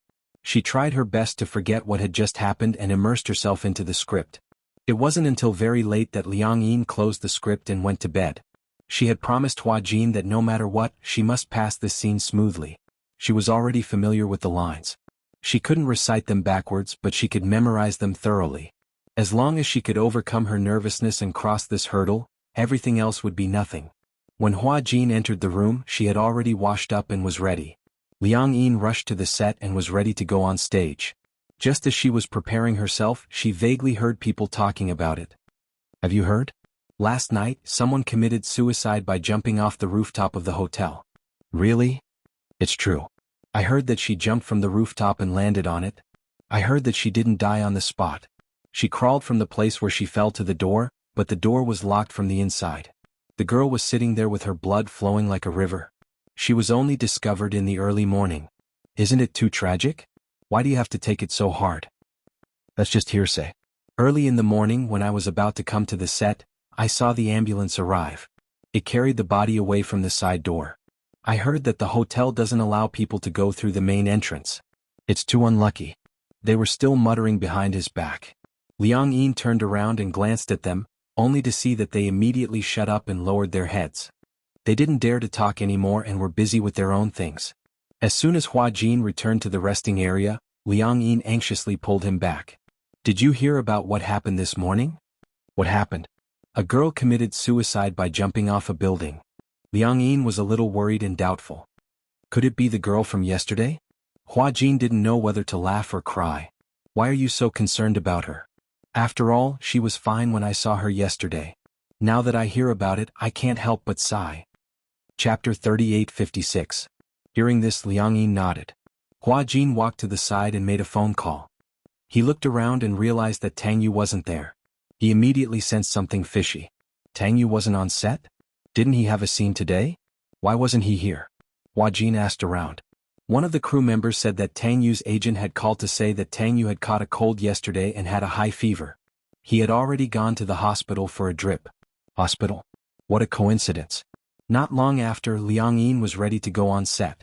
While waiting, she kept brewing and trying to get rid of all distracting thoughts. She slowly guided herself into the right state.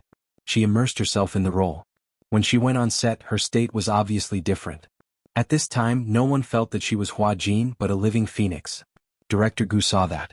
Even though Liang Yin's position was a little too far away from the camera, he couldn't bear to interrupt her. So, he instructed the cameraman to quickly adjust the position of the camera to capture the shot. Liang Yin was in great condition. If it was in the past, no matter what the reason was, if she even stood in the wrong position, she would definitely be scolded. However, Liang Yin was in great condition. She was even better than when Hua Jin was on set. Hua Jin was stunned by Liang Yin's performance. However, he was still a little nervous. He was worried that Liang Yin would break in the next second and not be in such a good state. Hua Jin watched on tenterhooks, But Liang Yin was on top of her game the entire time, especially when she turned around. Her eyes were filled with helplessness and heartache. Tears were welling up in her eyes, but they refused to fall. I'm a human, you're a demon. Humans and demons have different paths. You're the future king of demons and I'm on my OG. We're destined to be enemies.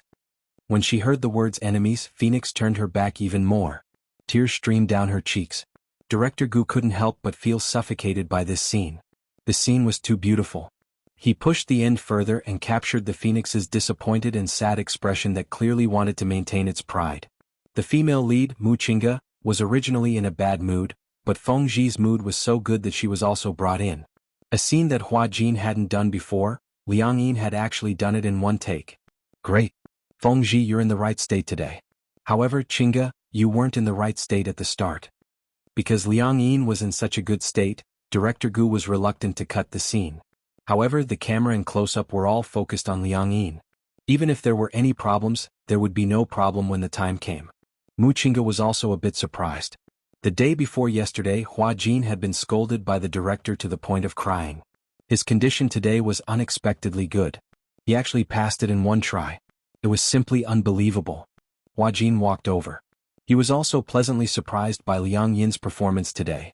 It was rare that he wasn't stingy with his appreciation. He praised, "Your condition today is really good. It's even better than what I imagined." Liang Yin still hadn't come out of the right state. She clutched her clothes tightly and felt that her chest was suffocating. She said sadly, "I feel so suffocated. It's so uncomfortable. It's like a ball of cotton is stuffed in my chest." She was too immersed in the role. Because after completely immersing herself in the role, she couldn't get out of it for a long time. Hua Jin hugged her shoulder in heartache. If you're sad, cry it out to vent. Chapter 38:57. Hua Jin didn't expect Liang Yin to be so deeply immersed in her role. After crying for a long time, she finally vented all the emotions that had accumulated in her heart. Mu Qingge also walked over with red eyes and gently patted her shoulder. "Hua Jin, you did a great job today." Director Gu walked over and said, "For the next 2 days, you should rest well and adjust your emotions. Your scene has already come to an end." Liang Yin nodded. When Hua Jin pulled her out of the set, Hua Jin still couldn't hide his astonishment. "Liang Yin, your performance today was beyond my expectations. It was even better than I imagined." Liang Yin said in a serious tone, "I've already eaten your high-class Western food. I can't drag you down." Hua Jin smiled, "A Western food can buy you over." "That's right. This is the best meal I've ever eaten. I can't accept a reward for nothing. I can't accept your kindness for nothing." Liang Yin paused and suddenly remembered something. Her expression became dignified. "Did you hear? There was a rumor today that a girl committed suicide by jumping off a building from a hotel. Could it be the same girl from yesterday?" Hua Jin furrowed his brows and shook his head. "This? I'm not sure. First, I haven't seen the picture of the victim. Second, I haven't seen the case report. I really don't know about this." "Then, can you ask around?" "Don't ask around in troubled times. You don't want to get into trouble." "Okay, I got it." Liang Yin didn't say anything else. When they returned to the hotel, Hua Jin ordered takeout for Liang Yin and immediately returned to his room. When he returned to his room, he saw Tang Yu and his agent had returned. Hua Jin stopped and silently glanced at him. The latter also glanced at him. But for some reason, Tang Yu's eyes were inexplicably vigilant. He was originally discussing something with his agent, but when he saw Hua Jin's gaze, he suddenly closed his mouth and didn't say anything. Hua Jin narrowed his eyes and quickly smiled. He turned around and smiled at Tang Yu. "I didn't see you on set today. Where did you go?" Tang Yu became even more vigilant towards Hua Jin's sudden concern. He didn't directly answer his question. Instead, he avoided the question and half-jokingly said, "Why are you suddenly so concerned about me? You didn't treat me like this before. You're always so aggressive as if you have a grudge against me." Hua Jin smiled. "How can I praise another artist in front of my artist? I didn't see you on set today. I heard you were feeling unwell. You had a fever?" "A little. I went to the hospital and got some fluids. I feel much better now." Tang Yu's agent was a little dissatisfied when she saw Tang Yu talking nonsense with the little assistant. "Okay, don't talk nonsense with her. Go back to your room and lie down." Tang Yu and his agent returned. His eyelids suddenly twitched violently. He had a feeling that something was about to happen. "Brother Ting, are we really going to do this?" In the room, Tang Yu was inexplicably restless. His agent, Brother Ting, who was standing in front of him, glared at him disapprovingly. What else can we do? It's already happened. Don't you want to clear your name? Do you want to invite trouble to yourself? But, offending Hua Jin isn't good. Chapter 38:58. Tang Yu listened and did not say anything else. He knew that this time he would definitely offend Hua Jin. However, there was no other way. Hua Jin was a busybody. The entertainment industry was like this. In order to protect oneself, one had to do this. It's not like I didn't remind you before. You must be clear about the relationship between a man and a woman. Moreover, you were almost caught by the paparazzi many times. Remember, you are no longer who you used to be. Now you are a commodity. A commodity that is being promoted. If your reputation is ruined because of these things, can you afford to pay the penalty? If something like this happens again in the future, I will definitely not care about you anymore. I will let you fend for yourself. Tang Yu froze when he heard this. He braced himself and said, Understood, Brother Ting. All right, rest early. Tang Yu suddenly stood up nervously. Brother Ting, are you sure it's okay? Hua Jin is Qin Zhou's man. Qin Zhou is a senior executive in Huanyu. Huanyu is backed by Xingyu. Are you sure we can win? Don't worry. We won't fight to the death with him either. After all, it's just a way to divert the public's attention. Although Tang Yu was still a little worried, he nodded. The next day, early in the morning, a piece of news dominated the headlines of all the major entertainment websites. Hua Jin's underground relationship exposed? Pregnant girlfriend jumped off a building, 2 lives lost? Popular young actor's scandal exposed. Mysterious girl jumped off a building at the hotel where the Demon Eye crew stayed? Before the incident, the victim was suspected to have negotiated with Hua Jin and had a dispute, which became the fuse. Early in the morning, this piece of news was undoubtedly a blockbuster for the entertainment industry. It set off a storm. Many media outlets pointed to Hua Jin. Hua Jin had an underground lover? Pregnant and jumped off a building? This piece of news was simply shocking. In front of the public, Hua Jin's image had always been that of an innocent idol. He was very popular and popular with the audience. With his beauty that was prettier than a woman's, he had won a huge fan base. He was one of the few high-quality idols in the entertainment industry who had both fans and audience. Everyone in the industry saw him as the next Gu Xingze. Gu Xingze was no longer around. In the entertainment industry, Gu Xingze used to be the ruler of the entertainment industry and his popularity was high. After his death, it was difficult to find a successor for the time being. However, many people believed that before the next Gu Xingze appeared, Hua Jin would be the one to take over the role. However, when such a handsome idol was involved in such a shocking scandal, not to mention the fans, even the public who weren't fans couldn't believe it. How is that possible? How could Hua Jin have an underground relationship? He must have gone to the set to promote himself again. Previously, some unscrupulous film crews actually created rumors about Yun Shishir and Hua Jin in order to increase their exposure. Ever since they were warned by Yun Shishir's husband, they deleted the news overnight, clarified and apologized. They didn't dare to do it again for a long time. Now that the scars have healed, they've forgotten the pain. I heard that Hua Jin and Yun Shishir are siblings. How dare they bully our Master Jin? They're obviously trying to offend Xingyu and Huanyu. Chapter 38:59. The news reported that a girl jumped to her death at the hotel where Demon Eyes was staying. Although it looked like an insignificant report, for some reason, all the media outlets and Weibo marketing accounts pointed the finger at Hua Jin. They even said that the girl's suicide was related to him. Some media outlets released insider information that the girl and Hua Jin were lovers and that the girl was Hua Jin's fan. In an instant, the news of Hua Jin sleeping with a fan spread like wildfire. On the internet there was also a storm. Hua Jin sleeping with a fan? What kind of joke was this? None of the fans believed it. There were even some extreme fans who humiliated the girl, saying that she was the disgrace of the fans and that she was tarnishing Hua Jin's reputation. Some fans even said that even if Hua Jin slept with a fan, so what? That was a fan's benefit. Even if someone wanted to sleep with him, they didn't have the chance. They even said that the girl must be risking her life to tarnish Hua Jin's reputation. At first, the passers-by still had a wait-and-see attitude towards this matter. However, no one knew whether these were true fans or the brainless comments of the internet water army, but they put Hua Jin in a whirlpool of public opinion overnight. In an instant, Hua Jin was at the center of the storm. On the internet, fans, brainless fans, anti-fans, internet water army, the media, and various marketing accounts all had their own factions. They all had their own opinions and were in an uproar. Many fanatical fans rushed to the Weibo of the media outlets that broke the news, insisting that they were tarnishing Hua Jin's reputation. They were making up stories and hurling insults at them. Their original intentions were good. However, the fans' methods were inevitably a little extreme. As a result, the media got hold of their weakness and bombarded them with attacks. Early in the morning, Hua Jin was woken up by Qin Zhou's phone call. "Hua Jin, what's going on with that incident?" Qin Zhou asked angrily as soon as he opened his mouth. Why did this happen all of a sudden?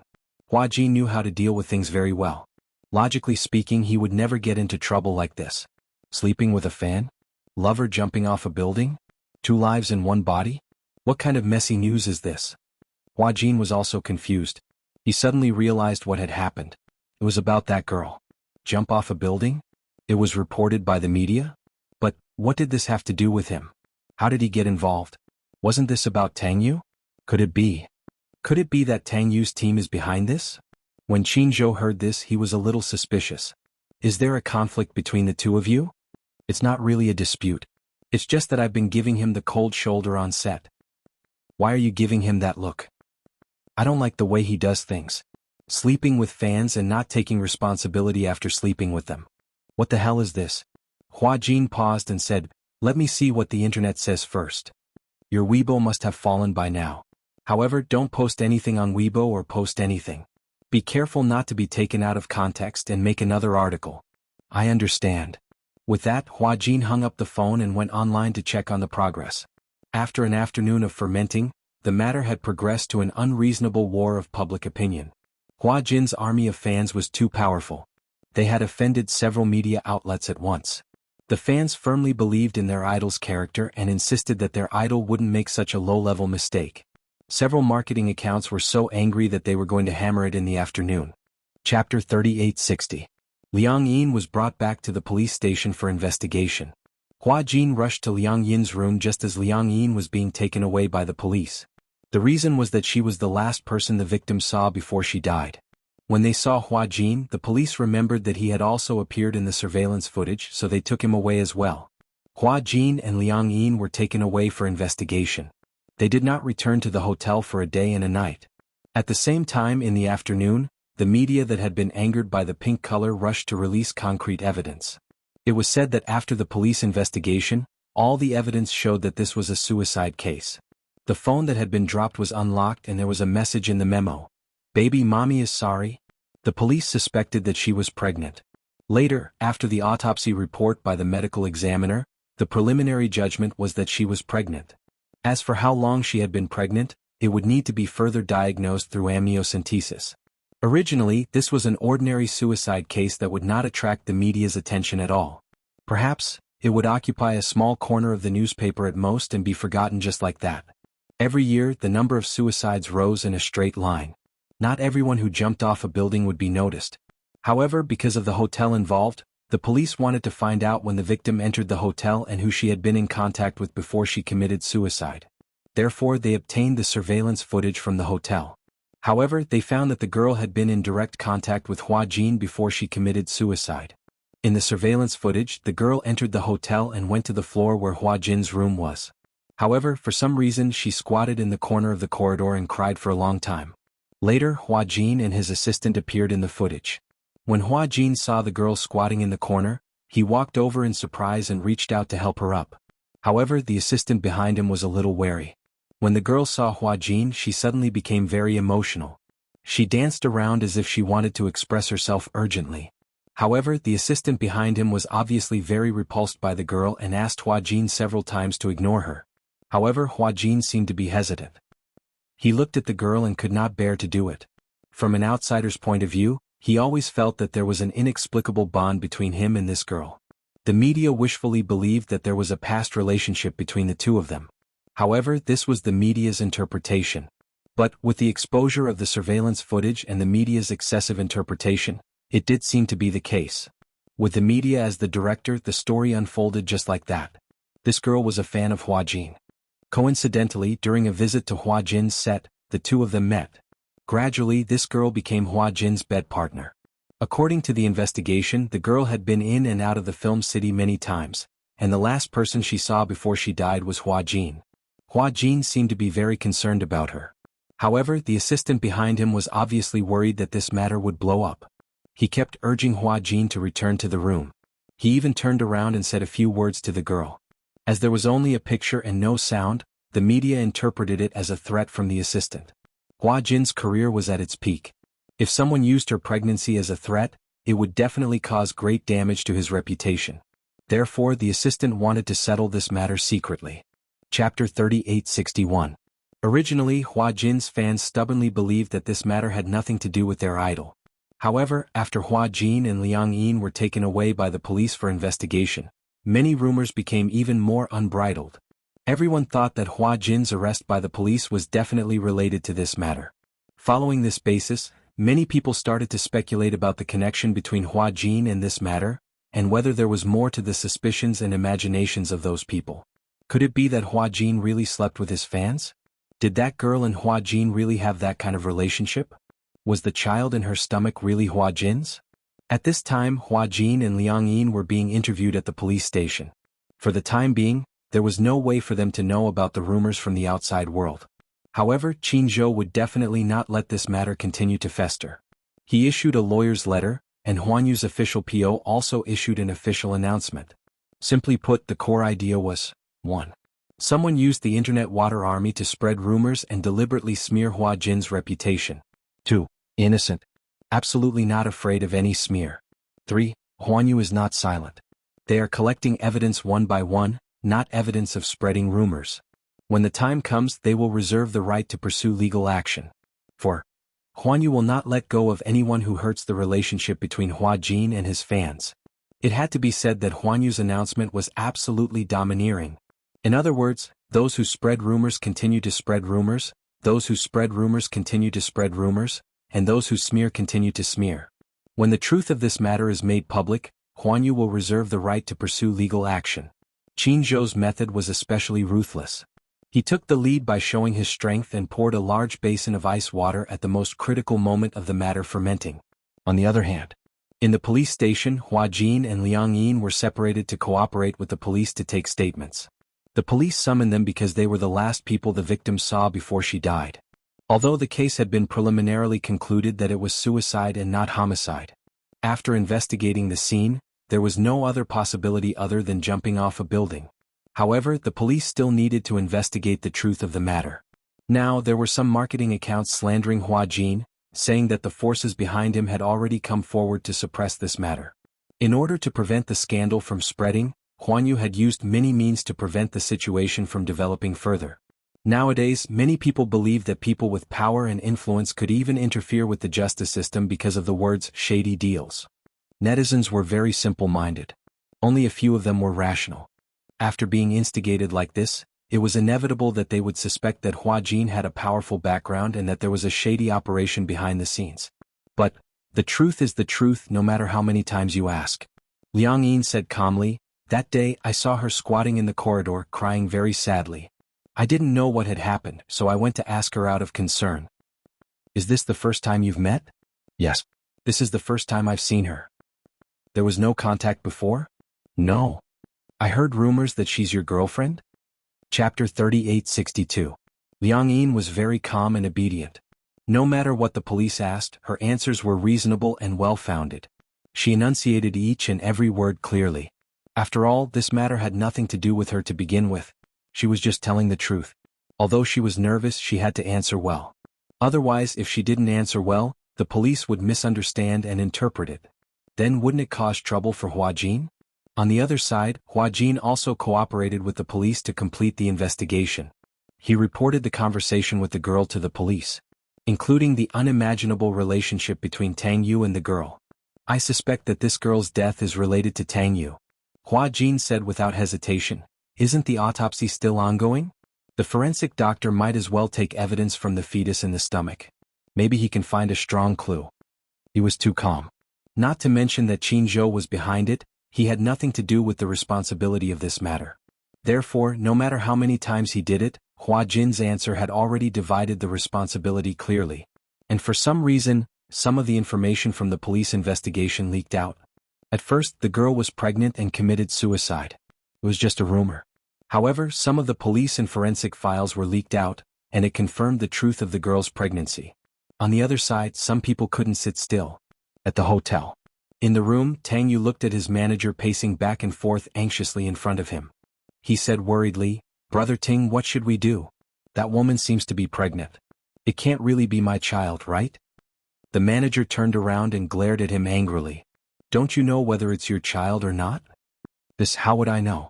How can I be sure that this woman isn't trying to blame me? I've only slept with her once. How would I know who the father of this child is? Of course, I won't admit it. Tang Yu had always been hoping for a fluke. This girl wasn't pregnant at all. Back then he received a call from this girl. On the phone, the girl stammered that she was pregnant and asked him what to do. Tang Yu didn't even have a deep impression of who she was or what she looked like. He questioned who she was and what her purpose was. When the girl saw that he had turned his back on her, her heart was broken. In fact, this girl named Su Ning was one of Tang Yu's loyal fans. In order to chase after her idol, she didn't hesitate to betray her family. She quit school and went to Film City to visit her. She didn't expect that under a freak combination of circumstances, she would accidentally bump into Tang Yu and was brought back to the hotel by Tang Yu. It was a night of passion. She didn't expect such a thing to happen between her and Tang Yu. But that night Tang Yu was drunk. When he woke up and found her lying beside him, he instantly realized the seriousness of the matter. He brought a strange woman back to the hotel. Fortunately, he was not caught by the reporters at the time. In addition, he wasn't famous at the moment. Therefore, he negotiated with this girl. The purpose of the negotiation was to prevent this night and this girl from becoming a stumbling block for him after he became famous. The girl felt a chill in her heart. She did not raise any conditions. She only said, "After today I will never appear before you again." Tang Yu was a little surprised. He didn't expect that this girl didn't mention any conditions. Chapter 3863. Su Ning didn't expect that she would spend a night with the Prince Charming in her heart. However, she didn't expect that Tang Yu, who was originally high and mighty in her heart, would have such a frivolous side. For such a man, she didn't hesitate to fall out with her family and be betrayed by her family.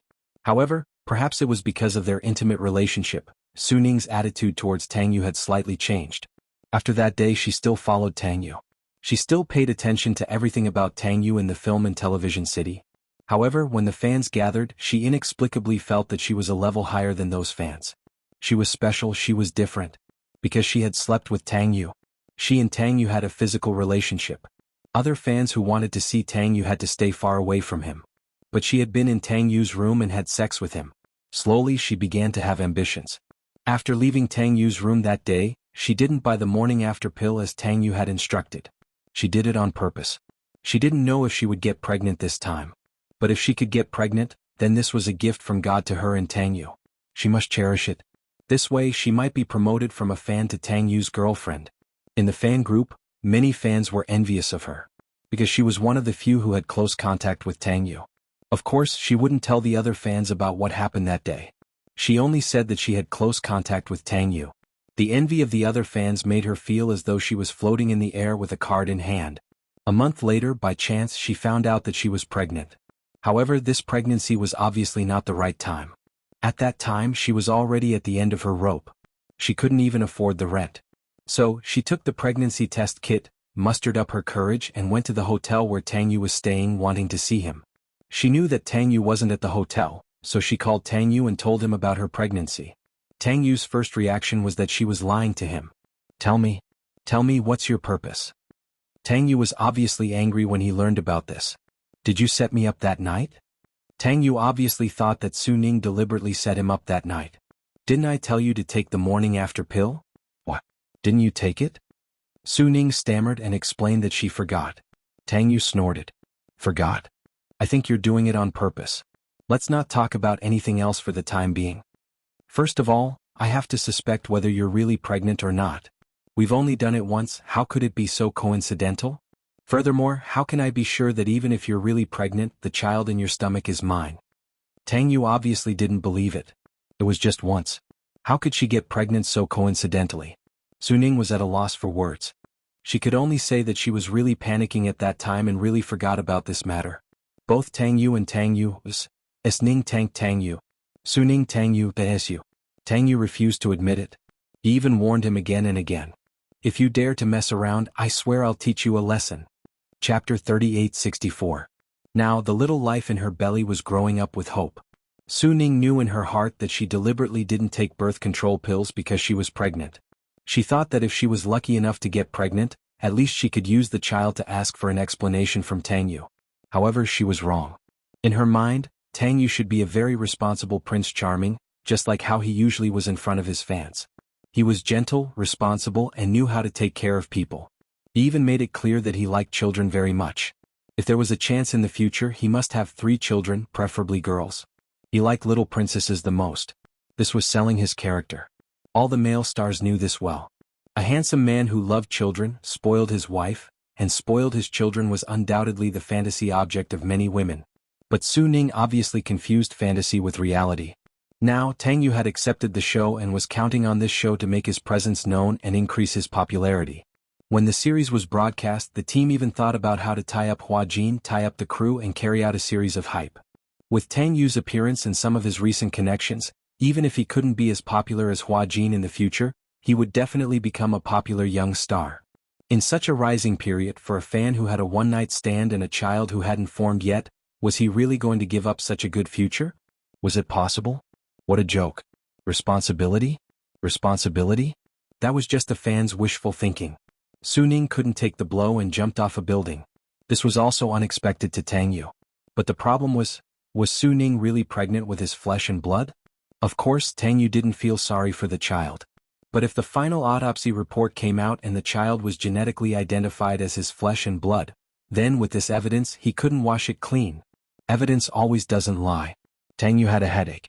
Originally he was hoping to frame this matter on Hua Jin. However, he had obviously overlooked this point. About the child, he always suspected that Su Ning lied to him and had other intentions. But, Brother Ting, what should we do? Tang Yu was anxious. Do you think the forensic doctor can find out who the child's biological father is through the autopsy? Generally speaking, DNA samples collected from a corpse's uterus should be sent to the database for analysis and comparison. If it's really your child, we can find out. Tang Yu's face turned pale. So, I want to ask you, is this child really yours? Tang Yu shook his head blankly. I don't know. I really don't know. I thought she was lying to me. Back then, I only had one night with her. How could it be that she's with another man? I don't know. Things suddenly became troublesome. I originally wanted to divert attention, but I didn't expect that B*TCH to actually have a child in her stomach. Chapter 3865. Now this is the only way. Anyway, let's suppress this matter first. Tang Yu paused and sighed. I didn't expect it to turn out like this. I didn't expect that Su Ning would jump off a building. The manager said angrily, be more careful in the future.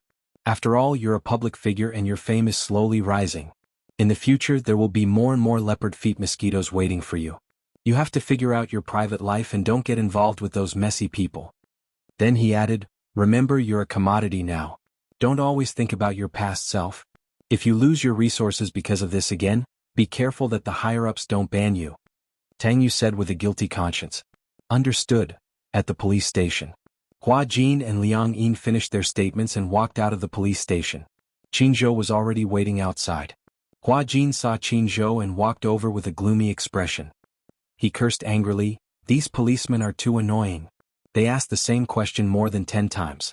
More than 10 times. I'm going crazy from answering. Are they treating me like a criminal suspect? Qin Zhou comforted him. All right, since the interrogation is over, leave quickly. They're not treating you as a criminal suspect. Your witnesses, the last 2 people who saw Su Ning. So they'll definitely focus on collecting your testimony. In order to make sure your testimony is valid, they'll ask several times and verify it. Hua Jin was about to vomit. Liang Yin also looked very tired. She suddenly understood why Hua Jin was so vigilant when she went up to the girl worriedly. It turned out that he was worried about her getting into trouble. Hua Jin asked, what's the public saying now? A lot of marketing accounts are still hyping up that the girl is your lover. They're still saying that I slept with fans? Hua Jin said angrily, this is too much. Who's behind this? Liang Yin was a little surprised when she heard this. She was brought back to the police station as soon as the incident happened, so she had no idea what had happened. Upon hearing Hua Jin mention this matter, someone actually suspected that Hua Jin slept with his fans. How did such a deranged thing get out? Liang Yin asked anxiously, what happened? What do you mean by sleeping with fans? What the hell is going on? Qin Zhou glanced at Hua Jin, shook his head and said to Liang Yin, "It's not convenient to talk here. Let's get in the car and go back to the hotel." Hua Jin and Liang Yin looked at each other. Liang Yin felt a little uneasy but she didn't say anything, so she got in the car with Hua Jin. In the car, Qin Zhou said to Hua Jin, "Now many marketing accounts on the internet are hyping up your underground relationship with that girl. But don't worry, I already have all the substantial evidence, but we don't have to rush to clarify anything now." Liang Yin was a little nervous when she heard this. Why? Speaking of which, aren't these marketing accounts too much? Why aren't they rushing to clarify things? Qin Zhou smiled and winked mysteriously. He said to Hua Jin and Liang Yin, "Be patient and watch the show."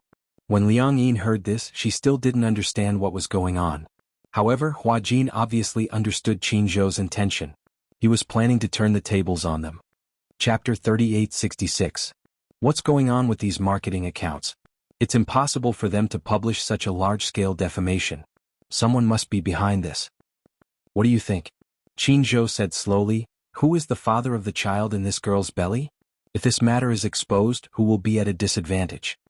Hua Jin frowned and asked suspiciously, "Could it be Tang Yu?" At the mention of this name, Liang Yin was a little dumbfounded. "Impossible." She frowned and said, "Tang Yu wouldn't do such a thing, right?" Hua Jin listened but didn't say anything. He could understand. Liang Yin was Tang Yu's fan. No matter how she changed her mind, at least she still had some feelings for him. Qin Zhou listened and said expressionlessly, "Ha, do you think what you saw is real? Liang Yin, you're still too young. As long as you see it on TV, whether it's a reality show or an interview, all the created characters have a script." Liang Yin was startled and hesitated. She quickly explained, "I'm not defending Tang Yu or anything. Don't misunderstand. Just, Tang Yu wouldn't do such a shady thing, right?"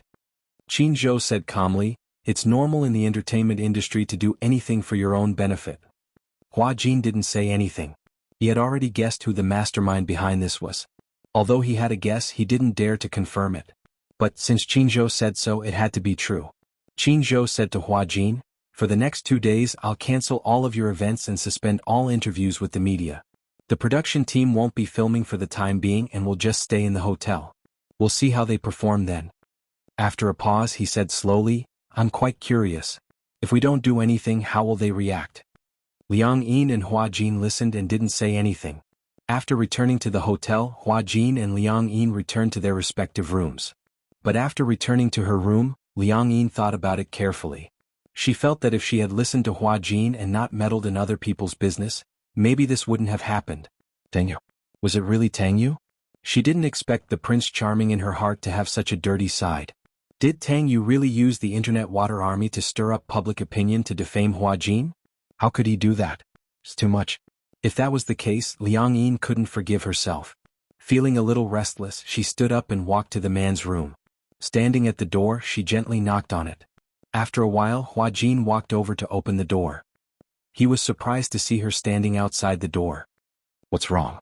"Hua Jin, is it convenient for me to come in and talk?" Hua Jin hummed an acknowledgement and stepped aside. Liang Yin went in and closed the door. Hua Jin calmly walked to the sofa, sat down and looked at her. "Tell me what's the matter?" Liang Yin asked cautiously, "This time, did I get into big trouble? I should have listened to you.